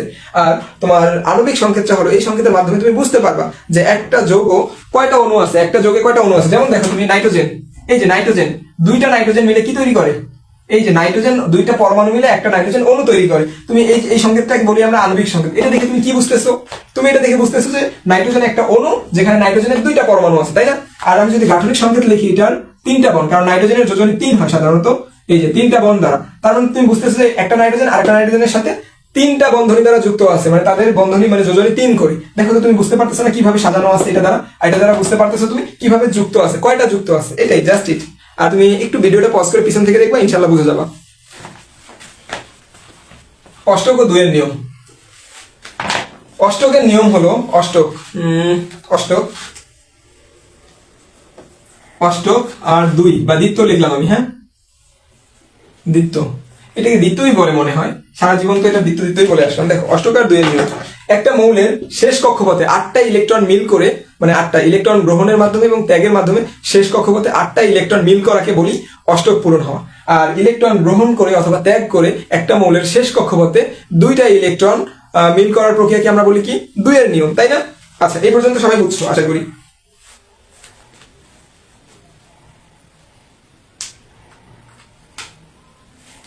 দেখো সবাই চায় নিষ্ক্রিয় গ্যাসের, এটা মনে রাখবা, সবাই চায় নিষ্ক্রিয় গ্যাসের ইলেকট্রন বিন্যাস অর্জন করতে, নিষ্ক্রিয় গ্যাসের ইলেকট্রন বিন্যাস অর্জন করতে। তুমি দেখবা নিষ্ক্রিয় গ্যাস কোথায়, পর্যায় সারণীর 18 নং গ্রুপে নিষ্ক্রিয় গ্যাস। কত নং গ্রুপে? 18 নং গ্রুপে, GROUP 18 নং গ্রুপে যারা আছে সবাই নিষ্ক্রিয় গ্যাস। অর্থাৎ এদের সবার শেষ কক্ষপথে কয়টা ইলেকট্রন আছে? 8টা ইলেকট্রন আছে, এক্সেপ্ট হিলিয়াম। হিলিয়ামের শেষ কক্ষপথে 2টা ইলেকট্রন, তাই না। এই জন্য দেখবা অনেক মৌল 2টা ইলেকট্রন নিয়ে দ্বিত্ব পূরণ করে, আবার অনেকে 8টা মৌল নিয়ে অষ্টক পূরণ করে। দেখো আমি যদি উদাহরণ দিই তোমরা একবারে ক্রিস্টাল ক্লিয়ার হয়ে যাবে। এখান থেকে একটা উদাহরণ দিব, দেখো তাহলে তোমরা। CH4, আমি যদি বলি CH4, এই যে এই CH4 যেটা মিথেন, এটা কিভাবে গঠিত হয়েছে? এটা একটা সমযোজী যৌগ। আমরা এখনো যৌগে যাই নাই, কোনটা সমযোজী কোনটা আয়নিক এটা বন্ধনের উপরে ডিপেন্ড করে আমরা তোমাদেরকে বলবো, এখনো আমরা সামনে যাইনি। তোমরা একটু ধরে নাও CH4 এই মিথেনটা একটা সমযোজী মৌল, সমযোজী যৌগ। সমযোজী যৌগ কিভাবে গঠন হয়? 2টা অধাতু যখন ইলেকট্রন শেয়ার করে নিজেদের মধ্যে করে একটা বন্ধন গঠন করে, তাকে আমরা বলি সমযোজী বন্ধন। সমযোজী বন্ধনে আবদ্ধ হয় তারা। দেখো কলমটার কালি শেষ, তো আরেকটা কলম নিচ্ছি আমি। দেখো তাহলে এই যে একটা সি, এই যে কার্বন দিলাম, কার্বনের শেষ কক্ষপথে কয়টা ইলেকট্রন আছে? কার্বনের তো 6টা ইলেকট্রন, তাহলে প্রথম কক্ষপথে 2টা, বাকি কক্ষপথ গুলোতে কয়টা থাকবে বলো তো? এত বড় দেওয়া ঠিক হয়েছে না? এত বড় দেওয়া ঠিক হয়নি, কারণ বাদ বাকিগুলো দিতেই পারবো না আমি। দেখো এই যে কার্বনের শেষ কক্ষপথে ইলেকট্রন আছে 4টা, এই যে একটা, এই যে একটা, এই যে একটা, এই যে একটা, এই যে কার্বনের 6টা ইলেকট্রন। কার্বন কি চাইবে এখন? 4টা ইলেকট্রন। কার্বন চাইবে আর 4টা ইলেকট্রন গ্রহণ যদিও করতে পারতো অথবা ত্যাগ যদি করতে পারতো, দুইটাই করতে পারে। কার্বন চাইবে হাইড্রোজেন যখন কার্বনের কাছাকাছি আসবে, হাইড্রোজেন বলবে তুমিও অধাতু, কার্বন বলবে আমিও অধাতু, দুইজনই অধাতু, চলো দুইজন মিলে সংসার শুরু করি। তার মানে কি, তুমিও ইলেকট্রন শেয়ার করো, আমিও ইলেকট্রন শেয়ার করি, দেন আমরা সংসার শুরু করি। দেখো হাইড্রোজেন, এই যে হাইড্রোজেন, হাইড্রোজেনের শেষ কক্ষপথে তোমরা জানো একটা করে ইলেকট্রন আছে। এটাকে যদি আমরা হাইড্রোজেন ধরি, দেখো হাইড্রোজেনের আছে, এটা পুরোটাকে হাইড্রোজেন ধরলাম আমরা। হাইড্রোজেনের শেষ কক্ষপথে একটা ইলেকট্রন আছে। হাইড্রোজেনের ইলেকট্রনগুলোকে আমি ক্রস দিয়ে দেখাচ্ছি। এই যে আরেকটা হাইড্রোজেন যুক্ত হবে, এই হাইড্রোজেনের শেষ কক্ষপথে আরেকটা ইলেকট্রন আছে, এইখানে আরেকটা হাইড্রোজেন যুক্ত হবে, এই হাইড্রোজেনের শেষ কক্ষপথে একটা ইলেকট্রন আছে, এন্ড দেন এখানে আরেকটা হাইড্রোজেন যুক্ত হবে, এই হাইড্রোজেনের শেষ কক্ষপথে ক্রস দিয়ে দেখালাম আরেকটা ইলেকট্রন আছে। দেখো তো জিনিসটা কত সুন্দর হয়েছে। এখন যদিও আঁকা আঁকি এত ভালো পারি না, তাই জিনিসটা ঘোরমেলে হয়েছে। দেখো এই হাইড্রোজেনের হয়েছে শেষ কক্ষপথে 2টা ইলেকট্রন, ওর দ্বিত্ব পূরণ হয়েছে, ওর দ্বিত্ব পূরণ, ওর দ্বিত্ব পূরণ, ওর দ্বিত্ব পূরণ, মাঝখান থেকে কার্বনের কি পূরণ হয়েছে? অষ্টক পূরণ হয়েছে। কার্বনের নিজের 4টা ইলেকট্রন ছিল, আর 4টা হাইড্রোজেন মিলে ওর কাছে 4টা ইলেকট্রন শেয়ার করছে। দ্যাটস ওয়াই কার্বনের লাস্ট কক্ষপথে 8টা ইলেকট্রন হয়েছে, ও অষ্টক পূর্ণতা অর্জন করে ফেলছে। আর হাইড্রোজেন গুলা দ্বিত্ব পূর্ণতা অর্জন করছে। হাইড্রোজেন অর্জন করছে কার গঠন? হিলিয়ামের গঠন। আর কার্বন অর্জন করছে কার গঠন? বাকি যে আছে আর্গন বলো তুমি, ক্রিপ্টন, জেনন, রেডন, ওগানেসন, যাই বলো না কেন, এদের গঠন অর্জন করছে কার্বন। আশা করি আমি তোমাদেরকে বুঝাইতে পারছি অষ্টকের নিয়মটা কি আর দ্বিত্ব নিয়মটা কি। সেম ভাবে এই যে দ্বিত্ব নিয়ম তো তোমাদেরকে দেখাইলাম। এই যে দ্বিত্ব নিয়ম মানে এই যে হাইড্রোজেন 2টা ইলেকট্রন গ্রহণ করছে, মানে শেষ কক্ষপথে 2টা ইলেকট্রন নিয়ে ও একটা নিষ্ক্রিয় গ্যাসের গঠন অর্জন করছে। এটাকে আমরা বলতেছি দ্বিত্ব নিয়ম বা 2 এর নিয়ম, এটাকে বলতেছি। হ্যাঁ, 2 এর নিয়ম, কথাটা 2 এর নিয়ম লিখলে আরো ভালো হয়। অষ্টক নিয়ম আর একটা 2 এর নিয়ম, 2 এর নিয়ম। আশা করি তোমরা বুঝছো সবাই। একটু কমেন্টে সাড়া দাও তো বাচ্চারা।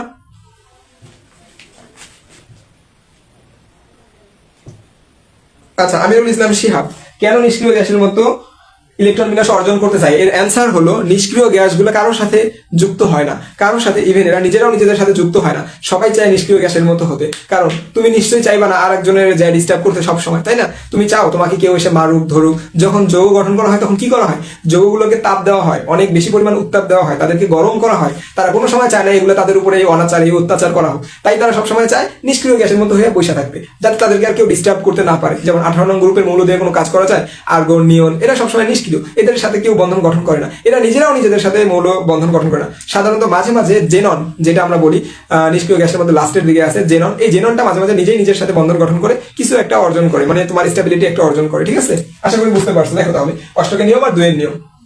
তাহলে সোজা বাংলা ভাষায়, যদি কোনো মৌল কোনো তার শেষ কক্ষপথ থেকে ইলেকট্রন ত্যাগ করে অথবা গ্রহণ করে 8টা ইলেকট্রন বিন্যাস অর্জন করে অথবা 2টা ইলেকট্রনের কনফিগারেশন অর্জন করে, সেই নিয়মকে আমরা বলবো 2 এর নিয়ম। আর 8টা ইলেকট্রন বিন্যাস অর্জন করলে বলবো অষ্টকের নিয়ম। আশা করি সবাই বুঝতে পারছো।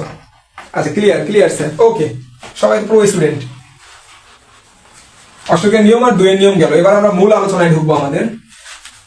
হ্যাঁ দেখো, লেকচার দীর্ঘ হইলে কি হয়, মূল আলোচনায় ঢুকতে ঢুকতে তোমরা লাইভে অনেকেই পাওয়া যায় না, অনেকেরই। দেখো আমরা এতক্ষণ যা করে আসলাম এগুলো তো আমাদের শর্ট কোশ্চেনের জন্য, এমসিকিউ এর জন্য। এখান থেকেও সৃজনশীল আসবে কম, কিন্তু এখন যা করাবো এখান থেকে 100% বলতে পারি তোমাদের সৃজনশীলে ইনশাআল্লাহ কমন পড়বে।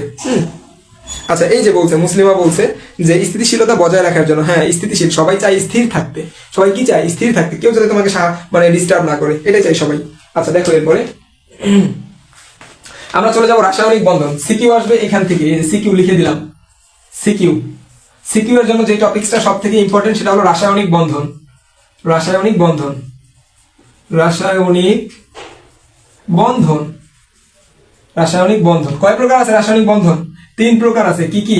একটা হলো তোমার সর্বপ্রথম আয়নিক বন্ধন, আয়নিক বন্ধন, আয়নিক বন্ধন। 2 নম্বর আছে সমযোজী বন্ধন, সমযোজী বন্ধন। 3 নম্বর কি আছে? 3 নম্বর আছে আয়নিক বন্ধন, সমযোজী বন্ধন, আর একটা ধাতব বন্ধন, ধাতব বন্ধন, ধাতব বন্ধন, এই তিনটে আছে আয়নিক এই তোমার রাসায়নিক বন্ধন। রাসায়নিক বন্ধন আরো আছে, তোমার অনেক বন্ধনই আছে, সমযোজী বন্ধন আছে, সরি সন্নিবেশ সমযোজী বন্ধন আছে, তোমাদের ওইটা নিয়ে আলোচনা নাই, তোমাদের এসএসসির সিলেবাসে শুধুমাত্র এই তিনটা নিয়ে আলোচনা, তাই আমরা এই তিনটাই ভালো করে বুঝবো, তাই না? আর অনেকেই বলতে পারো যে রাসায়নিক বন্ধন কাকে বলে, রাসায়নিক বন্ধন কি, এটা মাঝে মাঝে আসে পরীক্ষা যে রাসায়নিক বন্ধন কি বা কাকে বলে। দাঁড়াও আমরা ছোট করে লিখে দিই রাসায়নিক বন্ধন কাকে বলে। রাসায়নিক বন্ধন হলো এক ধরনের আকর্ষণ বল। রাসায়নিক বন্ধন এক ধরনের আকর্ষণ বল, এক ধরনের আকর্ষণ বল, আকর্ষণ বল যার মাধ্যমে এটা কলম দেখতেছেন, আরেকটা কলম নিতে হবে, দাঁড়াও এক মিনিট কলমটা চেঞ্জ করি।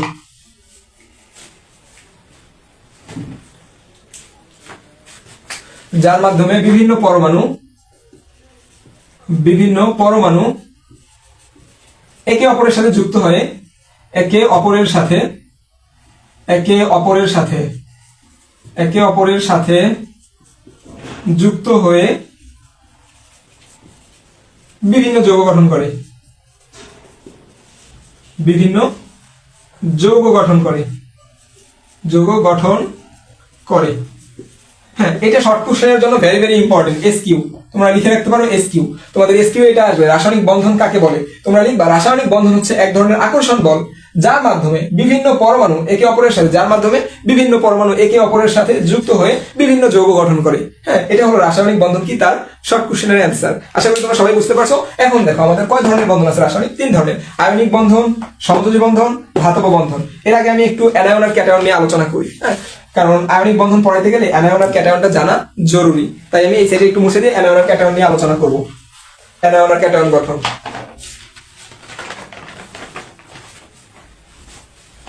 দেখো অ্যানায়ন ও ক্যাটায়ন, অ্যানায়ন আর এই সাইডে বলবো আমি ক্যাটায়ন। অ্যানায়ন আর ক্যাটায়ন কি জিনিসটা?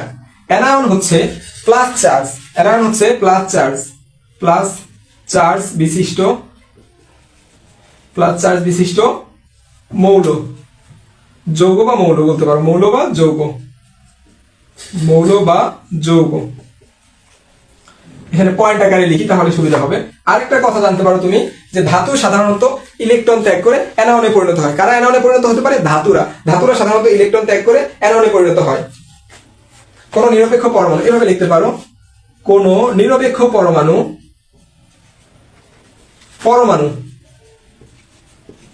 ইলেকট্রন ত্যাগ করে কোন নিরপেক্ষ পরমাণু কি করে? ইলেকট্রন ত্যাগ করে যা গঠন করে তাই অ্যানায়ন। ইলেকট্রন ত্যাগ করে যে ধনাত্মক আয়নে পরিণত হয়,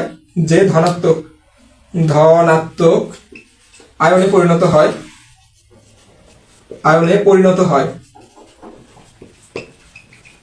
হয় তাই অ্যানায়ন। সরি, অ্যানায়ন ক্যাটায়ন তো ভুল লিখতেছি তো, এই তোমরা বলবো না এটা হবে ক্যাটায়ন, আর এইখানে হবে অ্যানায়ন। এমনি তো সর্বনাশ হয়ে যেত, মান সম্মান কিছু থাকবে? বলো তোমাদের ভাই মান সম্মান কিছু থাকবে এভাবে ভুলভাল তোমাদেরকে পড়াইলে? ক্যাটায়ন এই দিকে দিব অ্যানায়ন।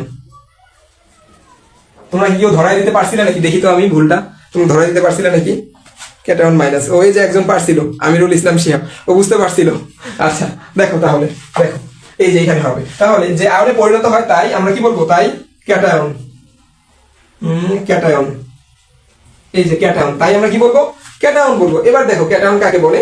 এই যে লিথিয়ামে 3টা ইলেকট্রন আছে, তাই না? এই লিথিয়াম কি করবে? একটা ইলেকট্রন ত্যাগ করবে। তোমরা বলতে পারবে যে লিথিয়ামে 3টা ইলেকট্রন আছে তো, ও মাইনাস ইলেকট্রন ত্যাগ করে লিথিয়াম প্লাস হবে, লিথিয়াম প্লাস। এটাকে বলবো আমরা ক্যাটায়ন। আর অ্যানায়ন কাকে বলবো? অ্যানায়ন বলবো আমরা মাইনাস চার্জ বিশিষ্ট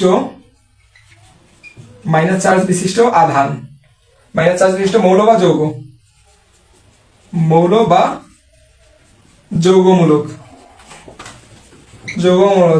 এখানেও মূলক দাও, যৌগমূলক, মৌল বা যৌগমূলক, একটু কিন্তু আলাদা, হ্যাঁ যৌগমূলক। আর একটা কি বৈশিষ্ট্য পড়বো দেখো তো, কি বললাম? কোন নিরপেক্ষ পরমাণু ইলেকট্রন ত্যাগ করে যে ধনাত্মক আয়নে পরিণত হয় তাই ক্যাটায়ন। তাহলে কি হবে?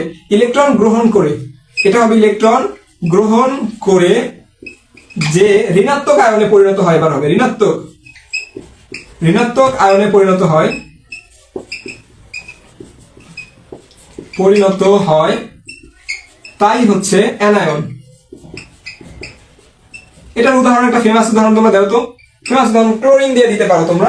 এই যে ক্লোরিন, ক্লোরিনের শেষ কক্ষপথে কয়টা ইলেকট্রন? ভ্যালেন্স শেলে 7টা। ও চাই কি আরেকটা ইলেকট্রন গ্রহণ করে যেন ও অষ্টক পূর্ণতা অর্জন করতে পারে, তাই ওই ইলেকট্রনটা গ্রহণ করবে। এই যে ইলেকট্রন গ্রহণ করে এই যে ক্লোরিন -আয়নে পরিণত হলো, ও হলো কি অ্যানায়ন,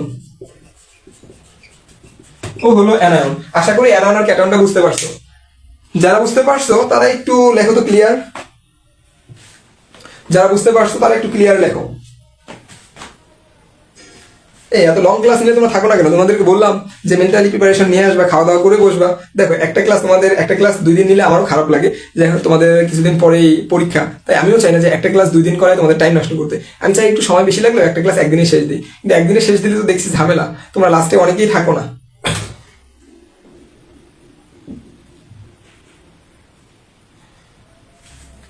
আচ্ছা ঠিক আছে রাফি, সমস্যা নেই, তুমি পরে ক্লাসটা করে নিতে পারবো আপু। দেখো তাহলে আমাদের এরপরে অ্যানায়ন ক্যাটায়ন আমাদের গেল। অ্যানায়ন ক্যাটায়নের পরে এবার তো আমরা শিখলাম অ্যানায়ন কাকে বলে এবং ক্যাটায়ন কাকে বলে। এখন দেখো আমরা বন্ধনগুলো নিয়ে একটু আলোচনা করব। দেখো বন্ধন নিয়ে আমরা একটু আলোচনা করব, বন্ধন নিয়ে আমরা আলোচনা করব। এই সেটা আমরা মুছে দিলাম, এই জিনিসগুলো আমরা মুছে দিলাম, এগুলো আমাদের হয়ে গেছে। আমরা বন্ধন নিয়ে একটু আলোচনা করব। দেখো আমরা আয়নিক বন্ধন বলছি, ধাতব বন্ধন বলছি, সমযোজী বন্ধন বলছি। একবারে সব বুঝাই দিব, হ্যাঁ একবারে সবগুলো বুঝাই দিব এক সিরিয়ালে, একটু সময় দাও। আয়নিক বন্ধন, প্রথমে লিখবো আমি আয়নিক বন্ধন, আয়নিক বন্ধন, বন্ধন। এরপরে আমি লিখবো আয়নিক বন্ধনের পরে আরেকটু জায়গায় সেটা লিখে নিব না, এরপরে ধাতব বন্ধন, সমযোজী বন্ধন, সমযোজী বন্ধন, সমযোজী বন্ধন। এরপরে লিখবো আমি ধাতব বন্ধন, ধাতব বন্ধন। এই স্টুডেন্ট তোমরা কি আসো নাকি সবাই ঘুমিয়ে পড়ছো? দেখো অনেকেই আছে, সবাইকে অসংখ্য ধন্যবাদ যারা এখনো আসো ভাইয়ের ক্লাস দেখার জন্য। আয়নিক বন্ধন, ধাতব বন্ধন আর সমযোজী বন্ধন। আয়নিক বন্ধনটা কিভাবে গঠিত হয়? দেখো ধাতু প্লাস অধাতু,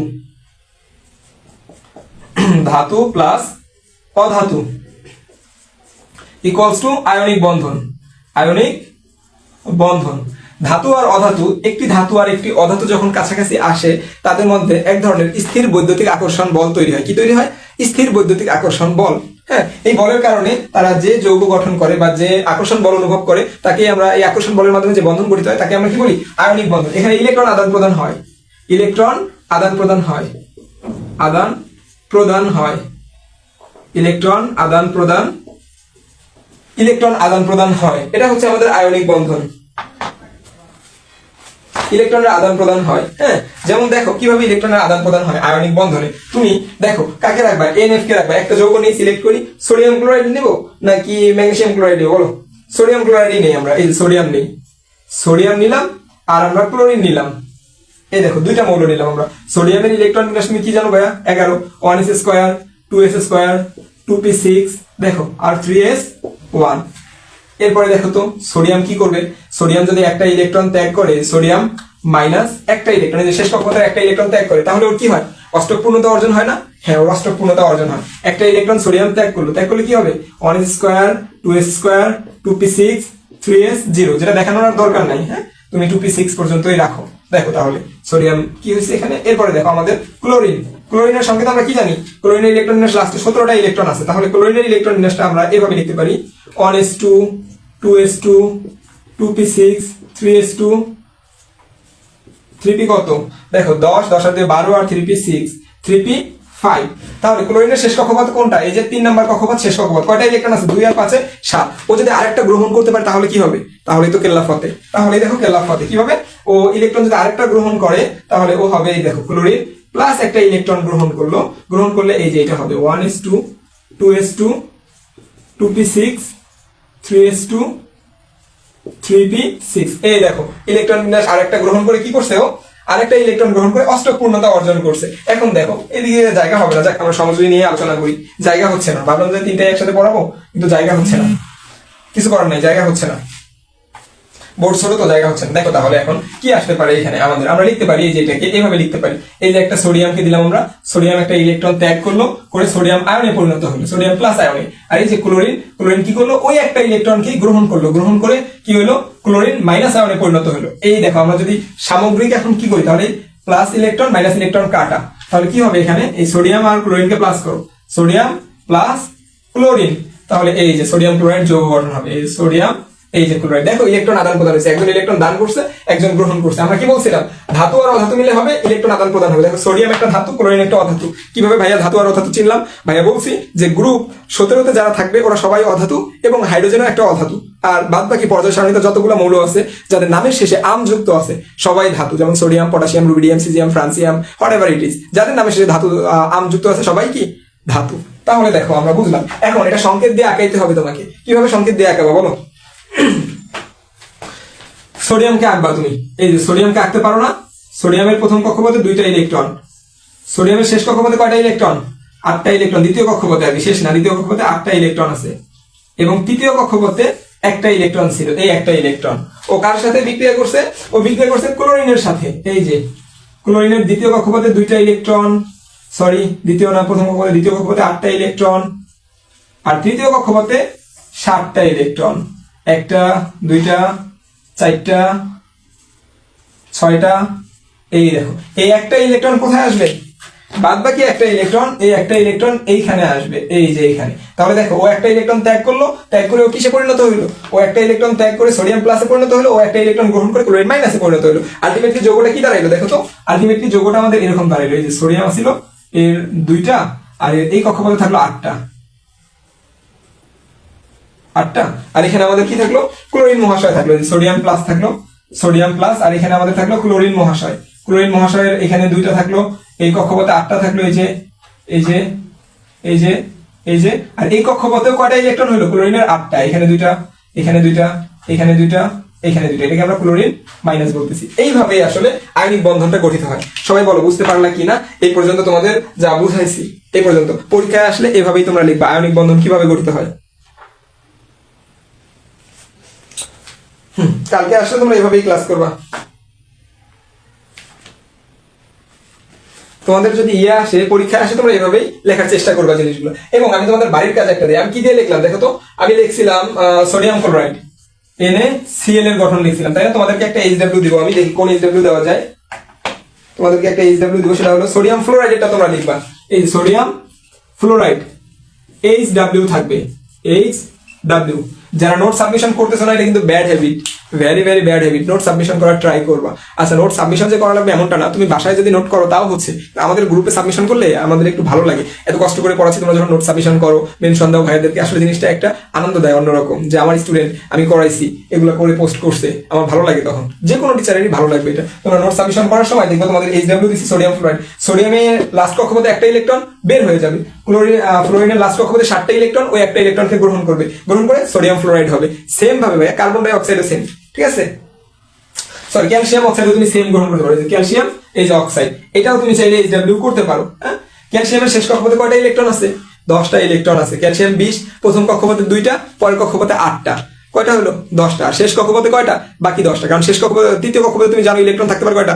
2n², n এর মান তুমি 3 বসাও, তাহলে 3 3 9, 9 আর 2 9 2 18টা ইলেকট্রন থাকতে পারে, তাই না? তাহলে ইলেকট্রন আছে কয়টা? 10টা। ও 2টা ইলেকট্রনকে ত্যাগ করে দিবে, কে ত্যাগ করবে? ক্যালসিয়াম। আর অক্সিজেনের শেষ কক্ষপথে কয়টা ইলেকট্রন আছে? 6টা। অক্সিজেন ওই 2টা ইলেকট্রন গ্রহণ করবে, গ্রহণ করে দুইজনই অষ্টক পূর্ণতা অর্জন করবে। আশা করি আমি আয়নিক বন্ধনটা তোমাদেরকে বোঝাতে সক্ষম হইছি নাকি হইনি বলো তোমরা এখন নাকি?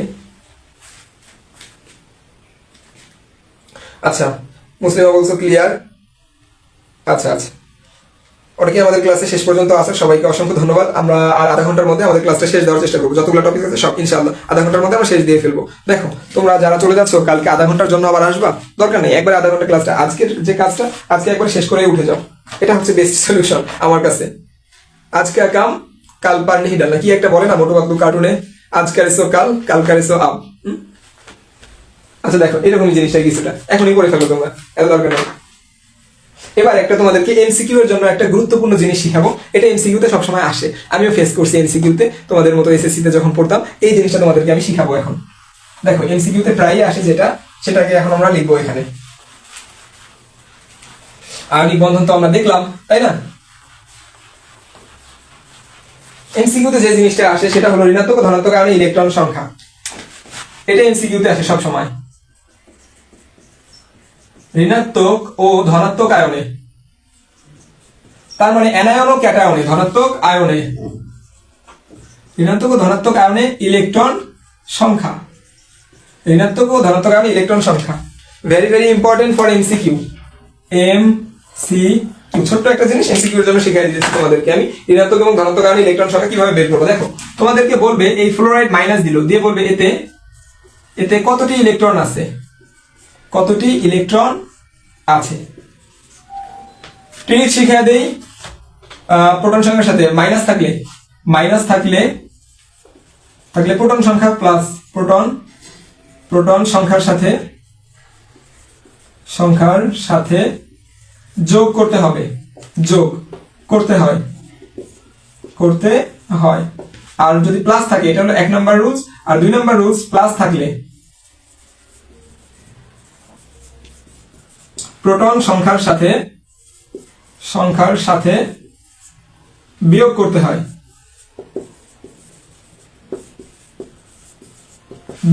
দেখো তো মাইনাস আছে না, তাহলে ফ্লোরিনের প্রোটন সংখ্যা কত? প্রোটন সংখ্যা মানে পারমাণবিক সংখ্যা।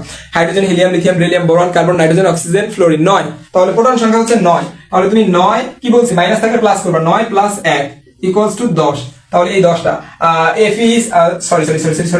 আচ্ছা এই ফ্লোরিন মাইনাস, এতে কতটি ইলেকট্রন আছে? তাহলে ফ্লোরিনের প্রোটন সংখ্যা কত? 9 তুমি জানো, 9 এর সাথে 1 যোগ করবা, 10টি। সেম ভাবে প্লাস থাকলে কি করবা, মাইনাস করবা, কারণ একটা পরমাণুতে যতটা ইলেকট্রন থাকে ঠিক ততটাই প্রোটন থাকে, তাই পরমাণুটা কি হয়, পরমাণুটা নিউট্রাল হয় বা নিরপেক্ষ হয়। আর আমরা কি বলছিলাম প্রিভিয়াস ক্লাসগুলোতে, মৌল কোনো সময় প্রোটন সংখ্যা আদান প্রদান করতে পারে না। কি আদান প্রদান করে? ইলেকট্রন আদান প্রদান করে। তো ইলেকট্রন তো নেগেটিভ চার্জ, যদি একটা ইলেকট্রন বেশি আসে তাহলে কি হবে, মাইনাস দেখাবে। আর যদি একটা ইলেকট্রন বের করে নেওয়া হয় তাহলে একটা প্রোটন বেশি হয়ে যাবে ভিতরে, তখন প্লাস দেখাবেও। আশা করি বুঝতে পারছো। এই দেখো ম্যাগনেসিয়াম 2 প্লাসে, এটাতে বলো তো ম্যাগনেসিয়াম 2 প্লাসে কতটি ইলেকট্রন আছে, এটা বলো তো আমাকে। উত্তর দিলে, ডিয়ার স্টুডেন্ট উত্তর দিলে আমি ভাববো যে তোমরা সবাই এই পর্যন্ত বুঝতে পারছো। দেখো আমি একটু তাড়াহুড়া করতেছি, কারণ আমি চাইতেছি আধা ঘন্টার মধ্যে শেষ দিতে। যদি আমার কথাবার্তাগুলো একটু দ্রুত হয়ে যায় তোমরা আমাকে বলে দিও, ভাই আবার স্লো হয়ে যাবো। দেখো তোমরা বুঝতে পারো কিনা,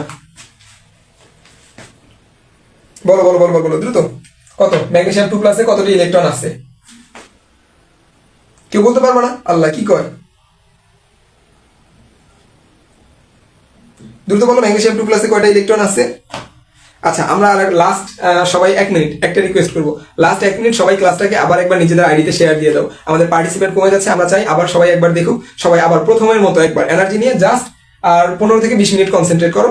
সবাই প্রথমে যে এনার্জিটা ছিল না তোমাদের, ওই এনার্জি নিয়ে আবার প্রথমের মতো লাস্ট 15 থেকে 20 মিনিট কনসেন্ট্রেট করো। ইনশাআল্লাহ ভাইয়া শেষ দিয়ে দেবো এই চ্যাপ্টারটা। হ্যাঁ সবাই একটু শেয়ার দিয়ে দাও যাতে সবাই আসতে পারে। দেখো তাহলে আমরা বলছি যে প্রোটন সংখ্যার সাথে আমরা কি করব, প্লাস থাকলে আমরা যোগ করব, আর যদি মাইনাস থাকলে আমরা যোগ করব প্রোটন সংখ্যার সাথে, আর প্লাস থাকলে বিয়োগ করব। ম্যাগনেসিয়ামের প্রোটন সংখ্যা কত?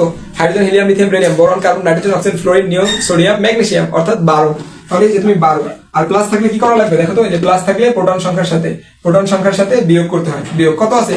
2টা আছে, 2 বিয়োগ করো, তাহলে 10টি ইলেকট্রন আছে, 10টি ইলেকট্রন। সেম ভাবে তোমরা কি এটা বের করতে পারছো? হ্যাঁ মুসলিমা পারছো, ধন্যবাদ। জান্নাতুল মুবাশশিরাও পারছো, ধন্যবাদ তোমাদের দুজনকেই। আচ্ছা দেখো তাহলে এরপরে তোমরা যেহেতু এটা পারছো, তোমরা আসলে এটাও পারবা আমার বিশ্বাস।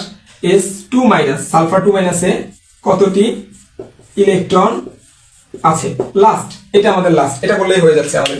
Hydrogen, helium, lithium, beryllium, boron, carbon, nitrogen, oxygen, fluorine, neon, sodium, magnesium, aluminium, silicon, phosphorus, sulphur. That means সালফারের প্রোটন সংখ্যা কত? 16টা। তাহলে মাইনাস আছে, কি করবা বলো তো? মাইনাস থাকলে প্রোটন সংখ্যা যোগ করবা। তাহলে যে 16 সাথে কয়টা? 2টা যোগ করে দিলাম, 18টি ইলেকট্রন আছে, 18টি ইলেকট্রন। ক্লোজ। হ্যাঁ এই পর্যন্ত শেষ। আচ্ছা আমরা আয়নিক যৌগ শেষ করলাম, আয়নিক যৌগ কিভাবে গঠন করে এবং ইলেকট্রন সংখ্যা কোনটায় কতটা থাকে। এবার আমরা সমযোজিতে চলে যাব। আচ্ছা সমযোজিতে চলে যাব। আচ্ছা ধন্যবাদ পিয়াস বড়ুয়া, ওকে ধন্যবাদ। আচ্ছা মুবাশশিরাকেও ধন্যবাদ, সবাই লিখতে পারছো। আচ্ছা সবাইকে অসংখ্য ধন্যবাদ যারা শেষ পর্যন্ত আসো ভাইয়ের সাথে।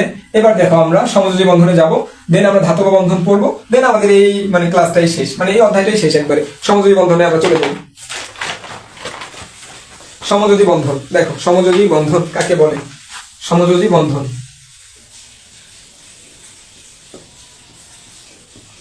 সমযোজী বন্ধন, সমযোজী বন্ধন কি থাকবে এখানে কয়েকটা কথা মনে রাখবা। এক নম্বরে অধাতু প্লাস অধাতু, অধাতু প্লাস অধাতু ইকুয়ালস টু সমযোজী বন্ধন। মানে দুটি অধাতুর মধ্যে সমযোজী বন্ধন গঠিত হয়। আর ইলেকট্রনের আদান প্রদান হয় না, ইলেকট্রনের শেয়ারের মাধ্যমে, শেয়ারের মাধ্যমে যৌগ গঠন হয়, যৌগ গঠন হয়। এই দুটো কথা মনে রাখলেই হচ্ছে, এখান থেকে আর কিছু মনে রাখার দরকার নাই। যে কোনো বন্ধনই গঠিত হোক, আয়নিক হোক, সমযোজী হোক, সন্নিবেশ সমযোজী হোক, সবার লক্ষ্য একটাই। লক্ষ্যটা কি? স্থিতিশীলতা অর্জন করা। আর স্থিতিশীলতা অর্জন করতে হলে কি করতে হবে ভাইয়েরা? স্থিতিশীলতা অর্জন করতে হলে তোমাকে হয় অষ্টক পূরণ করতে হবে, নয় দ্বিত্ব পূরণ করতে হবে, তাই না? এই তো শেষ, খেলা শেষ। এখানেই দেখো সবাই মানে বুঝে গেছি। যদি তোমরা এইটুকু বুঝো যে স্থিতিশীলতা অর্জন করতে গেলে অষ্টক পূরণ করতে হবে অথবা দ্বিত্ব পূরণ করতে হবে, এখন তুমি নিজেই বুঝবা কখন অষ্টক পূরণ করতে হবে আর কখন দ্বিত্ব পূরণ করতে হবে। দেখো একটা মৌলের শেষ কক্ষপথে 7টা ইলেকট্রন আছে, ও কি, আর দ্বিতীয় কক্ষপথে 8টা ইলেকট্রন আছে, ও কি করবে বলো তো? ও কি প্রথম কক্ষপথে 7টা ইলেকট্রনকে বের করে দিবে? বের করে দিয়ে তোমার অষ্টক পূরণ করবে, নাকি একটা ইলেকট্রন গ্রহণ করে অষ্টক পূরণ করবে? অবশ্যই একটা ইলেকট্রন গ্রহণ করা অনেক সহজ, তাই না? আর একটা মৌলের কথা খেয়াল করো, ওর শেষ কক্ষপথে একটা ইলেকট্রন আছে, ও কি করবে? ও কি 7টা ইলেকট্রন গ্রহণ করে অষ্টক পূর্ণতা অর্জন করবে, নাকি একটা ইলেকট্রন ত্যাগ করে অষ্টক পূর্ণতা বা দ্বিত্ব পূর্ণতা অর্জন করবে? অবশ্যই একটা ইলেকট্রন ত্যাগ করার পক্ষে বেশি সহজ, কারণ তোমার 7টা ইলেকট্রন গ্রহণ করা চারটিখানি কথা না, আর এটা সম্ভব না প্রকৃতিতে কখনোই। আশা করি বুঝতে পারছি আমরা সবাই। দেখো তাহলে ইলেকট্রনের শেয়ারের মাধ্যমে যৌগ গঠন হয়। যেমন দেখো আমরা যদি হাইড্রোজেনের গঠন দেখি, হাইড্রোজেনের গঠন দেখো, হাইড্রোজেনের গঠনটা কেমন হবে তোমরা সবাই জানো। হাইড্রোজেন এমন একটা মৌল যার শেষ কক্ষপথে মাত্র একটা ইলেকট্রন, ওর মতো হতভাগা কেউ নেই। সবাই হাইড্রোজেনকে নিয়েই সারা জীবন টানাটানি করে, তাই কারণ ওর শেষ কক্ষপথে একটা ইলেকট্রন, সবাই ওকে নিয়ে টানাটানি।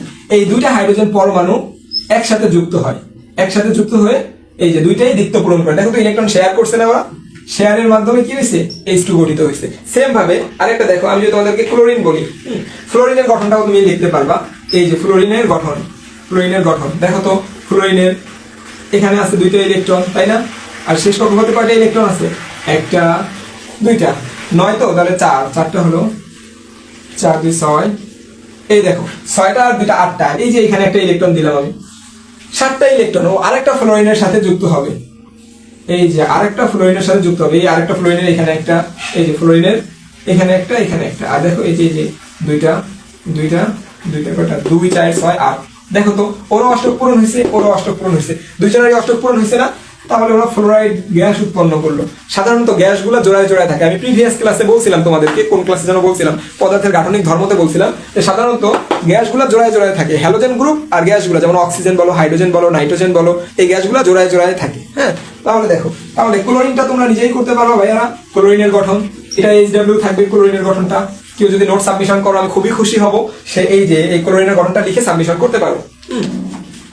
আমি জাস্ট আরেকটা দেখাই দিই, কার্বন ডাই অক্সাইডের গঠনটা আমি তোমাদেরকে দেখাই দিই। যেমন কার্বন ডাই অক্সাইড 2টা অধাতু, তাই না?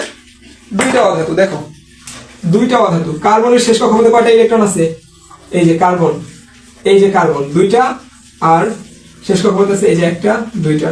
কার্বন ডাই অক্সাইড, তাই না? দেখো কার্বনের শেষ কক্ষপথে ইলেকট্রন আছে আমার 2টা, এখানে আরেকটা, এখানে আমি আরেকটা কমই দেই।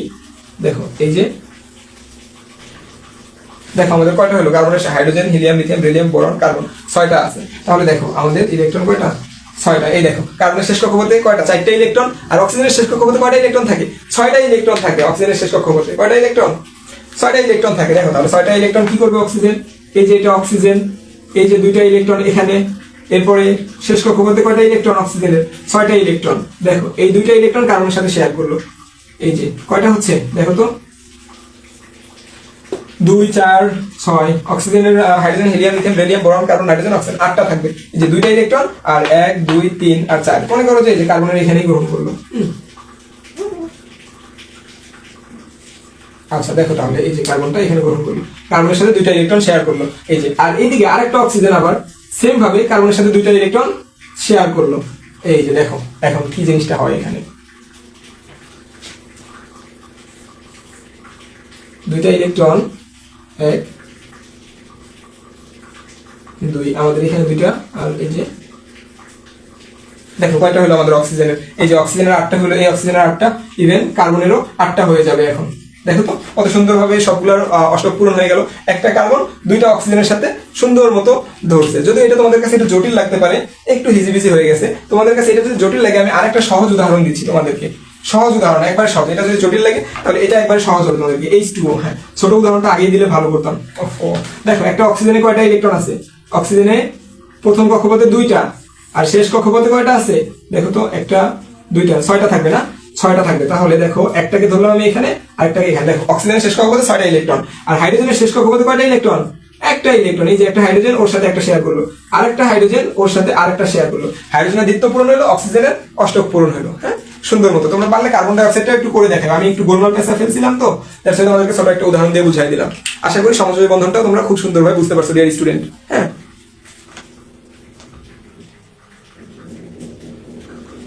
দেখো এরপরে আমরা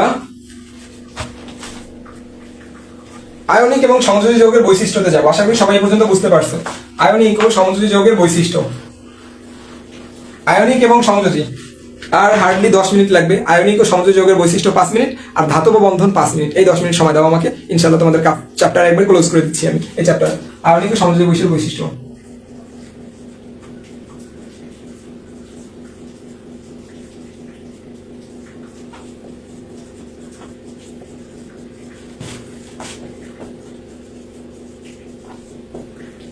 দেখো আয়নিক ও সংযোজী যৌগের বৈশিষ্ট্য। আয়নিক বন্ধন,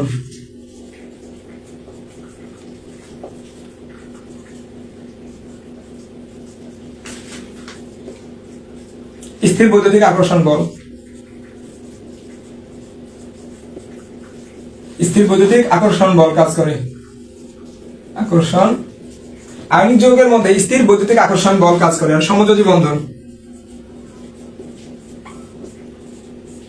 আচ্ছা একটা আওয়াজ আসতেছে আমার পাশে, বাসায় হয়তো ব্যালেন্ডার ট্যালেন্ডার কিছু করতেছে, নয়েজ আসতেছে। আল্লাহ জানে তোমাদের কাছে নয়েজ যাচ্ছে কিনা। নয়েজটা আল্লাহ না করুক, না গেলেই ভালো হয় নয়েজ, কারণ আমার ভয়েস ক্লিয়ার হবে। এমনিতেই তো মানে আমি মাউথ স্পিকার ইউজ করতেছি না, আর যদি নয়েজ যায় তাহলে ঝামেলা। দেখো তাহলে সমযোজী বন্ধনটা দুর্বল বন্ধন থাকে।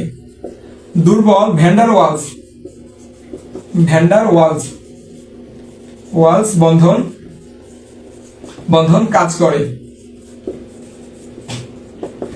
তাহলে আয়নিক বন্ধনের ভিতরে স্থির বৈদ্যুতিক আকর্ষণ বন্ধন বল কাজ করে, আর তোমার সমযোজী বন্ধনের মধ্যে দুর্বল ভ্যান্ডার ওয়ালস বল কাজ করে। বন্ধন না, সরি, দুর্বল ভ্যান্ডার ওয়ালস বল কাজ করে। তাহলে এটা হচ্ছে এই স্থির বৈদ্যুতিক আকর্ষণ বলটা অনেক বেশি, অনেক বড় একটা বল, অনেক স্ট্রং একটা বল। আর দুর্বল, এই নামের প্রথমেই তো আছে দুর্বল। তাহলে তুমি কি বলতে পারো? কোন মৌলটাকে গলাইতে গেলে বেশি তাপ দিতে হবে? কোন বন্ধনকে ভাঙতে গেলে বেশি তাপ দিতে হবে? আমাকে বলো তো, কোন বন্ধনকে ভাঙতে গেলে বেশি তাপ দিতে হবে? হ্যাঁ, পুষ্পিতা বড়ুয়া, ঠিক আছে। ওর নামটাই আমি উচ্চারণ করতে পারতেছি না, পিয়াসা বড়ুয়া। আচ্ছা সুন্দর, ভ্যান ডার ওয়ালস ফোর্স। আমাকে বলো কোন যৌগকে, মানে কোন বন্ধনকে ভাঙতে গেলে আমার বেশি হিট দিতে হবে? বলো তো, আয়নিক বন্ধন নাকি সমযোজী বন্ধন? কোন বন্ধনকে ভাঙতে গেলে আমাকে বেশি হিট দিতে হবে, বেশি তাপ দিতে হবে? বলো, ভ্যান ডার ওয়ালস বন্ধনকে ভাঙতে গেলে আমার বেশি তাপ দিতে হবে, নাকি আয়নিক বন্ধনকে ভাঙতে গেলে বেশি তাপ দিতে হবে? ধন্যবাদ মুসলিমা, ও বলছে নয়েজ আসতেছে না, আমার এখানে আসতেছে। বলো কোন বন্ধনকে ভাঙতে গেলে বেশি তাপ দিতে হবে? একটু দ্রুত কমেন্ট করো, আমরা যাতে সামনে দ্রুত আগাইতে পারি। ধন্যবাদ বড়ুয়া, ও বলছে আয়নিক বন্ধন। হ্যাঁ, তাই আমরা বলতে পারি, তাই তাই আয়নিক আয়নিক যৌগের যৌগের গলনাঙ্ক গলনাঙ্ক ও স্ফুটনাঙ্ক সমযোজী যৌগের তুলনায়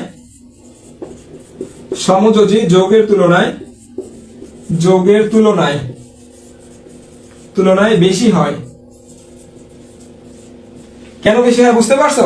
কারণ আয়নিক বন্ধন একটা স্থির বৈদ্যুতিক আকর্ষণ বল যেটা অনেক বেশি, আর সমযোজী বন্ধন একটা দুর্বল ভ্যান ডার ওয়ালস বল যেটা অনেক কম। তাই আমার এই আয়নিক বন্ধনে আবদ্ধ থাকা যৌগগুলোকে গলাইতে অথবা ফুটাইতে অনেক বেশি তাপের প্রয়োজন হয়, আর সমযোজী যৌগগুলোকে আমাদের গলাইতে অথবা ফুটাইতে অনেক কম তাপের প্রয়োজন হয়। হ্যাঁ, এই জন্য আমরা বলতে পারি তাই আয়নিক যৌগের গলনাঙ্ক ও স্ফুটনাঙ্ক সমযোজী যৌগের তুলনায় বেশি হয়। আশা করি এটা বুঝতে পারছো তোমরা সবাই।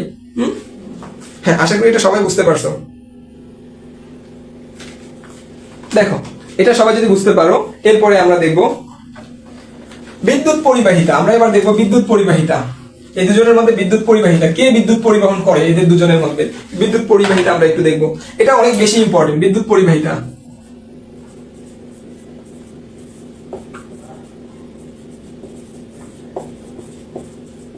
বিদ্যুৎ পরিবাহিতা।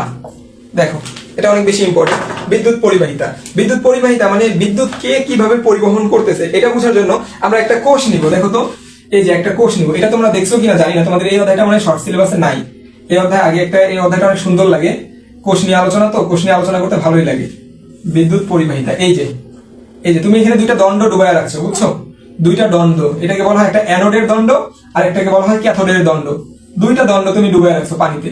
এখন এই দণ্ডের মাথায় তুমি একটা তার লাগাই দিছো, যে তারের মাথায় তুমি একটা ব্যাটারি লাগাইছো, আর এই দণ্ডের মাথায় আরেকটা তার, এবং এখানে একটা ব্যাটারি লাগাইছো, এবং এইখানে একটা তুমি লাইট লাগাইছো। এই যে লাইট লাগাইছো।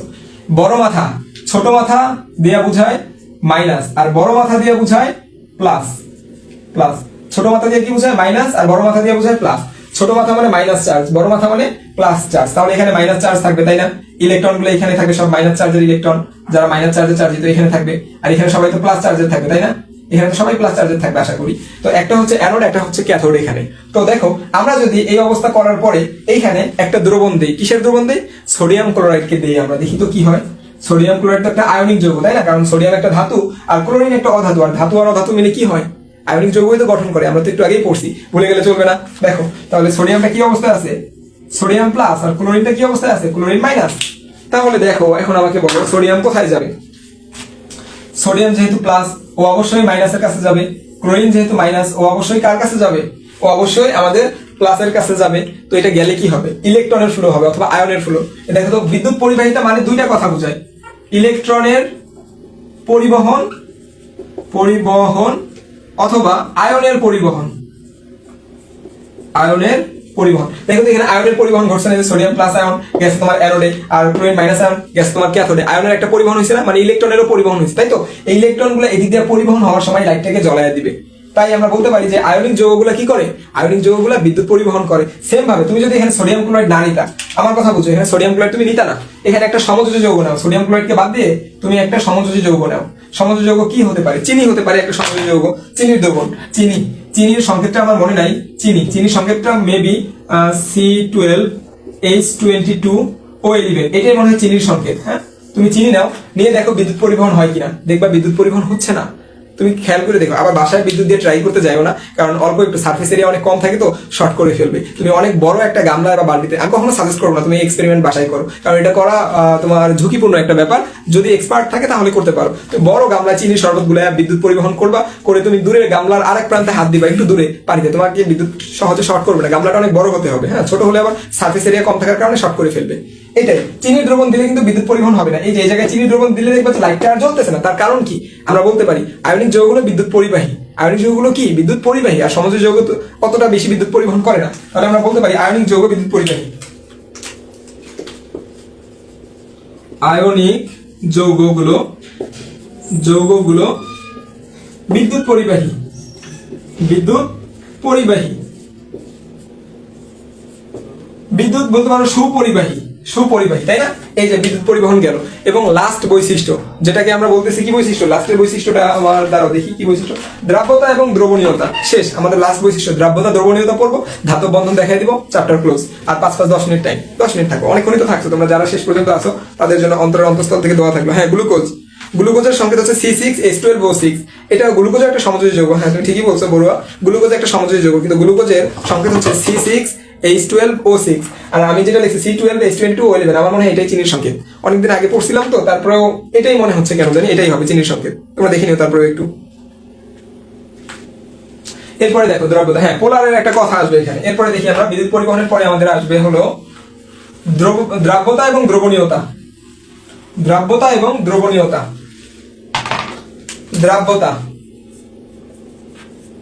দ্রাব্যতা বা দ্রবণীয়তা। দ্রাব্যতা আর দ্রবণীয়তা, একটা কথা আছে, একটা নীতি আছে, এটাকে বলে লাইফ ডিজলভ লাইফ নীতি। একটা নীতি আছে, এটাকে কি বলি? এই নীতিটাকে আমরা বলি হচ্ছে লাইফ ডিজলভ লাইফ নীতি। লাইফ ডিজলভ লাইফ নীতি। এই নীতি অনুযায়ী, এই নীতি কি বলছে? এই নীতি বলে স্টেটমেন্ট, স্টেটমেন্ট। দেখো স্টেটমেন্ট, এই নীতি বলছে যে পোলার যৌগগুলা পোলার দ্রাবকে দ্রবণীয় হবে, সমযোজী যৌগগুলা সমযোজী দ্রবণে দ্রবণীত হবে। দেখো পোলার যৌগ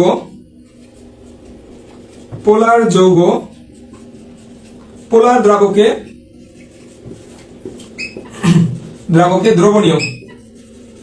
দ্রবণীয় হবে এবং অপোলার যৌগ অপোলার দ্রাবকে দ্রবণীয় হবে। অপোলার দ্রাবকে কি হবে? দ্রবণীয় হবে। তাহলে লাইক ডিজলভ লাইক নীতির আমাদের যে স্টেটমেন্ট, ও বলছে যে পোলার যৌগ, পোলার তোমরা এখন এসএসসি পরীক্ষা দিবা কয়েকদিন পর, তোমরা এটা আমার থেকে ভালোই জানো যে পোলার যৌগ কাকে বলে। পোলার যৌগ হলো ওই সমস্ত যৌগ যাদের ঋণাত্মক এবং ধনাত্মক চার্জের সৃষ্টি হয়। যাদের কি সৃষ্টি হয়? ঋণাত্মক এবং ধনাত্মক চার্জের সৃষ্টি হয়, তাকে আমরা পোলার যৌগ বলি, তাই না? পোলার যৌগ কি হতে পারে? পানি একটা পোলার দ্রাবক হতে পারে, কারণ পানিতে ঋণাত্মক এবং ধনাত্মক আয়ন সৃষ্টি হয়। কিভাবে হয় এটা আমি দেখাচ্ছি। এই স্টেটমেন্টটা তোমরা জানো যে পোলার যৌগগুলো সাধারণত পোলার দ্রাবকে দ্রবণীয়, আর সমযোজী যৌগগুলো অর্থাৎ অপোলার যৌগগুলো অপোলার দ্রাবকে দ্রবণীয়। দেখো তাহলে কিভাবে হয়।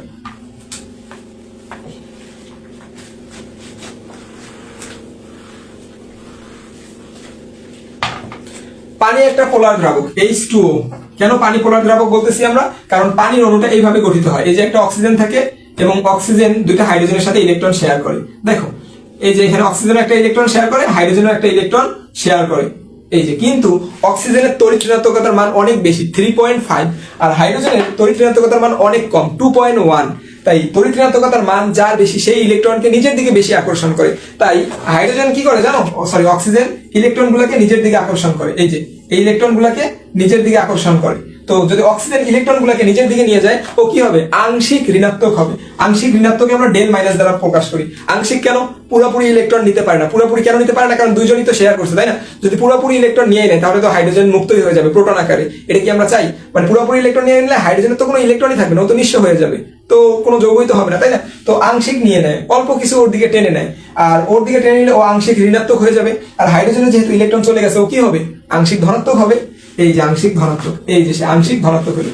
এই যে একই যৌগে, একই সমযোজী যৌগে দুইটা জিনিস তৈরি হওয়া, কি তৈরি হওয়া? ডাইপোল তৈরি হওয়া, একদিকে ধনাত্মক একদিকে ঋণাত্মক, একদিকে ঋণাত্মক একদিকে ধনাত্মক আধান সৃষ্টি হওয়া, এটাকে বলা হয় পোলারিটি। হ্যাঁ, তো পানি একটা পোলার যৌগ, আরেকটা আছে পোলার যৌগ তোমাদের C2H5OH। এই যে ইথানলও একটা পোলার যৌগ। তো পোলার যৌগের মধ্যে তুমি যখন কোনো আয়নিক যৌগ ছেড়ে দিবা তখন কি করবে? আয়নিক যৌগে দেখো তো সোডিয়াম ক্লোরাইড NaCl, এটা একটা আয়নিক যৌগ না? সোডিয়াম ক্লোরাইডের সোডিয়াম হলো পজিটিভ আর ক্লোরিন হলো নেগেটিভ।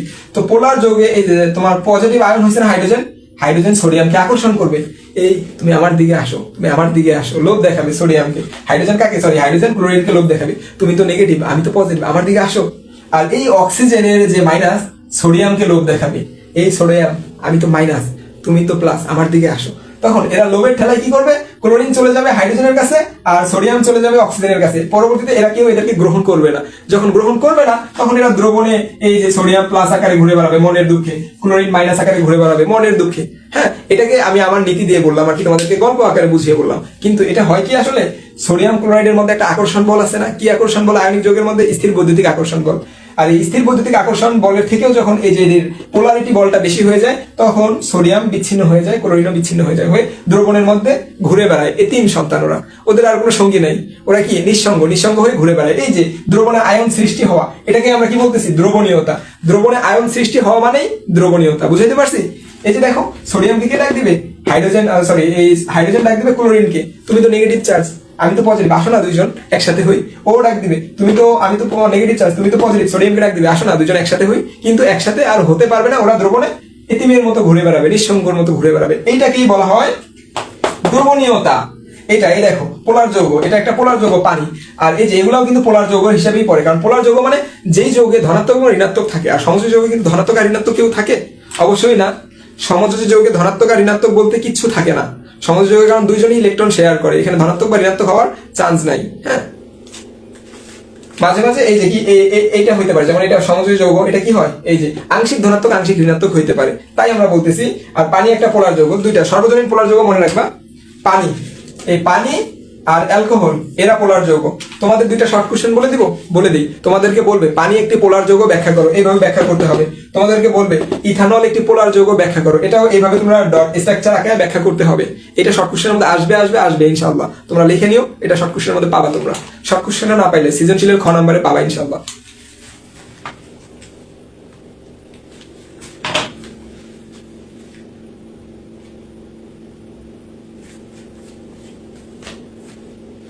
ধন্যবাদ রিয়াদ বন্ধু। আচ্ছা, কষ্ট একদিন সার্থক হবে আমাদের পাঠশালা অনেক বড় হবে এক সময়। তখন যারা আমাদের পুরানা স্টুডেন্ট আছে তারাও একদিন দেখবে যে ভাইয়েরা অনেক কষ্ট করছিল আমাদের জন্য। তোমরা যখন ভালো রেজাল্ট করবে আমাদেরকে বলবা, এই কষ্টগুলো তখনই আমাদের সার্থক হবে। তোমরা যখন ভালো রেজাল্ট করবা সবাই, এবং আমাদেরকে বলবা যে ভাই আমরা ভালো রেজাল্ট করছি, আপনাদের পড়ায় আপনারা যেভাবে পড়াইছেন এইভাবে আমরা ডিরেকশন ফলো করে ভালো রেজাল্ট করছি, তখন আমাদেরও কষ্ট সার্থক হবে, তোমাদেরও ভালো লাগবে। হ্যাঁ, দেখো তাহলে এই যে দ্রবণীয়তা গেল, জাস্ট এখন আমরা কি পড়বো? এখন আমরা ধাতব বন্ধন পড়বো। তাহলে আমাদের এই অধ্যায় আজকের মতো শেষ। হ্যাঁ, ধাতব বন্ধনটা যারা দেখো পুরো ক্লাসেই ছিল না, ধাতব বন্ধন থেকে সিকিউ আসার সম্ভাবনা অনেক বেশি। ধাতব বন্ধনটা তোমরা দেখে যাও আজকে। হ্যাঁ, আর 5 মিনিট সময় নিব। ধাতব বন্ধনটা দেখে গেলেই তোমাদের শেষ, প্রায় ধাতব বন্ধনটা দেখলেই তোমাদের এই অধ্যায় শেষ। এই পর্যন্ত তো সবাই আশা করি বুঝতে পারছো। ধাতব বন্ধনটা দেখো, এখন ধাতব বন্ধন দেখলেই আজকের মতো ক্লাস শেষ। আয়নিক বন্ধন, সমযোজী বন্ধন, আয়নিক বন্ধন দেখলাম, সমযোজী বন্ধন দেখলাম, এবার ধাতব বন্ধন দেখবো। ধাতব বন্ধন দেখলেই আমাদের শেষ।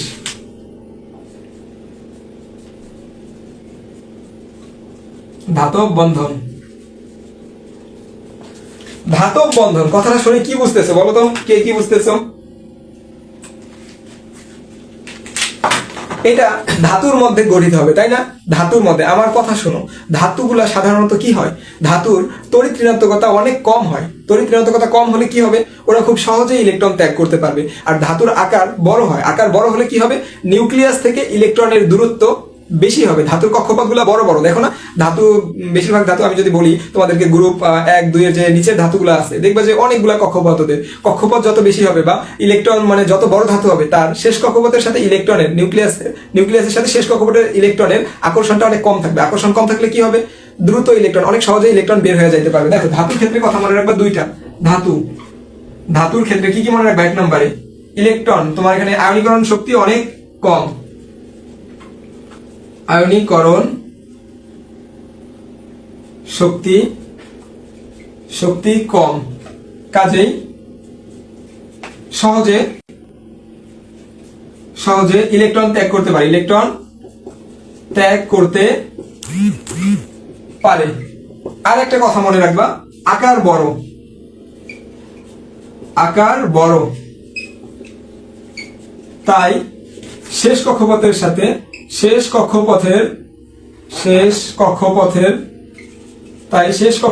ইলেকট্রনের সাথে শেষ কক্ষপথের ইলেকট্রনের সাথে নিউক্লিয়াসের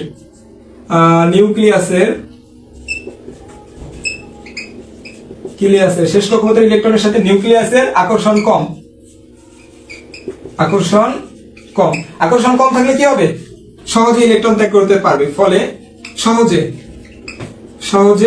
ইলেকট্রন ত্যাগ করতে পারে। এই দুইটা কথা মনে রাখো। জাস্ট আমি আয়নিক বন্ধন, ধাতব বন্ধনটা তোমাদেরকে দেখাই দিচ্ছি। এই দুইটা কথা জাস্ট মনে রাখবা, আর কিচ্ছু মনে রাখা লাগবে না। এই দুইটা কথা মনে রাখলে ধাতব বন্ধন শেষ, একবারে পানি হয়ে যাবে ধাতব বন্ধন। এই দুইটা কথা মনে রাখতে পারলে। সবাই বলো তো, এই দুইটা কথা কি মনে রাখতে পারবে না? আয়নীকরণ শক্তি অনেক কম হয়। আয়নীকরণ শক্তি কম। আয়নীকরণ শক্তি মানে কি? ইলেকট্রনকে বের করে আনতে যে শক্তি লাগে, তাই না? পড়াইছি কিন্তু ভাইয়া, পড়াইছি পদার্থের গঠন নাকি না মৌলের পর্যাবৃত্ত ধর্মের অধ্যায়ে পড়াইছি। পদার্থের আয়নীকরণ শক্তি কম হলে কি হয়? আয়নীকরণ শক্তি মানে ইলেকট্রন বের করে আনতে যে শক্তি লাগে। তাহলে এটা আয়নীকরণ শক্তি কম, ইলেকট্রন বের করে আনতে কম শক্তি লাগবে। আবার ধাতুগুলোর আকার বড় হয়, তাই শেষ কক্ষপথের ইলেকট্রনের সাথে নিউক্লিয়াসের যে আকর্ষণ বল, এটা অনেক কম।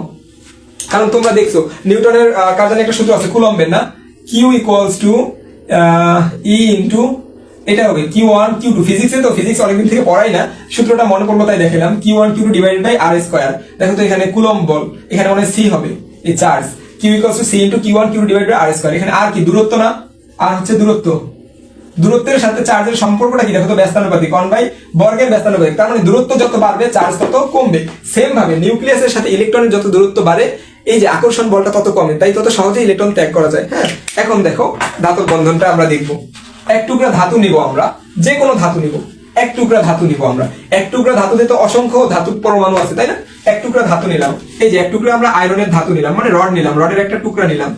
এই যে রডের একটা টুকরা নিলাম আমরা, মনে করো এটা রডের একটা টুকরা। একটা রডের টুকরাকে নিলাম, একটা ধাতু, এটা একটা ধাতু, যে কোনো ধাতু হইতে পারে, কপার হইতে পারে, জিঙ্ক হইতে পারে, রডের টুকরা হইতে পারে, যে কোনো কিছু, আয়রনের টুকরা হইতে পারে। এখন এটাকে আমরা অনুবীক্ষণ যন্ত্র দিয়ে যদি দেখি, এইভাবে অনুবীক্ষণ যন্ত্র দিয়ে দেখলে তোমরা দেখতে পারবা জিনিসটা ভালো করে ভিজুয়ালাইজ করতে পারবা। মনে করো আমি অনুবীক্ষণ যন্ত্র দিয়ে দেখছি, তোমরা দেখো নাই, আমি দেখছি, এই জিনিসটা তোমরা দেখবা এই যে এইভাবে, এই যে এখানে দেখবা যে এইভাবে জিনিসটা দেখাবে তোমাদেরকে। এখানে তো অনেকগুলো পরমাণু আছে, তাই না? এই যে দুইটা ব্যারিকেড দিয়ে নিলাম আমি, ধাতুরই মনে করো যে অংশ, দুইটা ব্যারিকেড দিয়ে অনেকগুলো পরমাণু আছে। এই যে একটা পরমাণু, এই যে একটা পরমাণু, এই যে একটা পরমাণু, এই যে একটা পরমাণু, এই যে একটা পরমাণু, এই যে একটা পরমাণু, এই যে একটা পরমাণু, এই যে একটা পরমাণু, এই যে একটা পরমাণু, এই যে একটা পরমাণু, এই যে একটা, এই যে একটা, একটা ধাতুর ভিতরে অসংখ্য পরমাণু আছে। একটু সামান্য একটু জায়গা আমরা অনুবীক্ষণ যন্ত্র দিয়ে কি দেখছি? অসংখ্য পরমাণু। প্রত্যেকটা পরমাণু শেষ কক্ষপথে একটা করে ইলেকট্রন ধরলাম আমরা। ধাতুর শেষ কক্ষপথে একটা দুইটা ইলেকট্রনই থাকে, তোমরা আমার থেকে ভালো জানো যারা ধাতু, তাদের শেষ কক্ষপথে একটা দুইটা অথবা তিনটা ইলেকট্রন থাকে। তো ইলেকট্রনটা কি করে? আকর্ষণ বল অনেক কম থাকে, তাই না? আয়নীকরণ শক্তিও অনেক কম থাকে, ইলেকট্রনটা সুন্দর মতো বের হয়ে বাইরে অবস্থান করে। এই যে প্রত্যেকের ইলেকট্রনগুলো বের হয়ে বাইরে অবস্থান করে, এই যে প্রত্যেকটা ইলেকট্রনগুলো বের হয়ে বাইরে অবস্থান করে, বাইরে অবস্থান করে, এই যে প্রত্যেকের ইলেকট্রনগুলো বের হয়ে বাইরে অবস্থান করে। আর কোনো একটা পরমাণু থেকে ইলেকট্রন যদি বের হয়ে যায়, পরমাণুটা কি হয়? প্লাস চার্জ হয়, তোমরা অবশ্যই জানো, ক্যাটায়ন হয়। তো এগুলা এই প্লাস আকার ধারণ করে, এগুলো হোলের মতো, গর্তের মতো দেখা যাবে, গর্তগুলা প্লাস চার্জ ধারণ করে। হ্যাঁ, গর্তগুলোতে প্লাস চার্জ ধারণ করে, ইলেকট্রন বের হয়ে গেলে এই যে প্লাস চার্জ, এই যে প্লাস চার্জ, এই যে প্লাস চার্জ, এই যে প্লাস চার্জ, এই যে প্লাস চার্জ। এখন দেখো এই যে ইলেকট্রন গুলো আছে না, এগুলোকে বলে সঞ্চারণশীল ইলেকট্রন, সঞ্চারণশীল বা মুক্ত ইলেকট্রন, সঞ্চারণশীল ইলেকট্রন বা মুক্ত ইলেকট্রন বলে। আর এই যে প্লাস চার্জ গুলো দেখতেছো না, এগুলোকে বলে পারমাণবিক শ্বাস। কি বলে? পারমাণবিক শ্বাস, পারমাণবিক শ্বাস, পারমাণবিক শ্বাস। এই সঞ্চারণশীল ইলেকট্রন আর পারমাণবিক শ্বাস যখন একসাথে মিলিত হয়ে যায়, তখনই কি বন্ধন গঠন করে? দেখো তো, এই যে মাইনাস আর প্লাস তৈরি হয়ে গেছে না, এই মাইনাস আর প্লাস দিয়ে অনেক শক্ত করে আকর্ষণ ধরে, এরা মাইনাস আর প্লাসের সাথে অনেক শক্ত একটা আকর্ষণ গঠন করে। সঞ্চারণশীল ইলেকট্রন আর পারমাণবিক শ্বাস একত্রে মিলে যখন যায়, তখন অনেক শক্ত একটা বন্ধন গঠন হয়। বিশ্বাস করো, অনেক শক্ত। তুমি রডকে ভাঙতে পারবা কোনোদিন? তুমি রডকে ভাঙতে পারবা না। তুমি তামাকে ভাঙতে পারবা? স্টিলকে ভাঙতে পারবা না। এখানে হাজার হাজার লক্ষ লক্ষ পারমাণবিক শ্বাস আছে, কোটি কোটি ইলেকট্রন আছে, যারা একে অপরের সাথে অনেক শক্তিতে যুক্ত আছে। তাই এগুলোকে তুমি চাইলেও সহজে ভাঙতে পারবা না। তাই এখানে গঠন হবে কি? ধাতব বন্ধন, ধাতব বন্ধন, ধাতব বন্ধন, বা এটাকে আমরা বলতে পারি মেটালিক বন্ড, মেটালিক বন্ড। এই পর্যন্ত শেষ। আজকের মতো ক্লাস এই পর্যন্ত হয়তো শেষ। আর এই অধ্যায় নিয়ে আমরা আলোচনা করবো না। তাও তোমাদের যাদের সমস্যা, তোমরা সর্বদা আমাদেরকে বলতে পারো। ধন্যবাদ।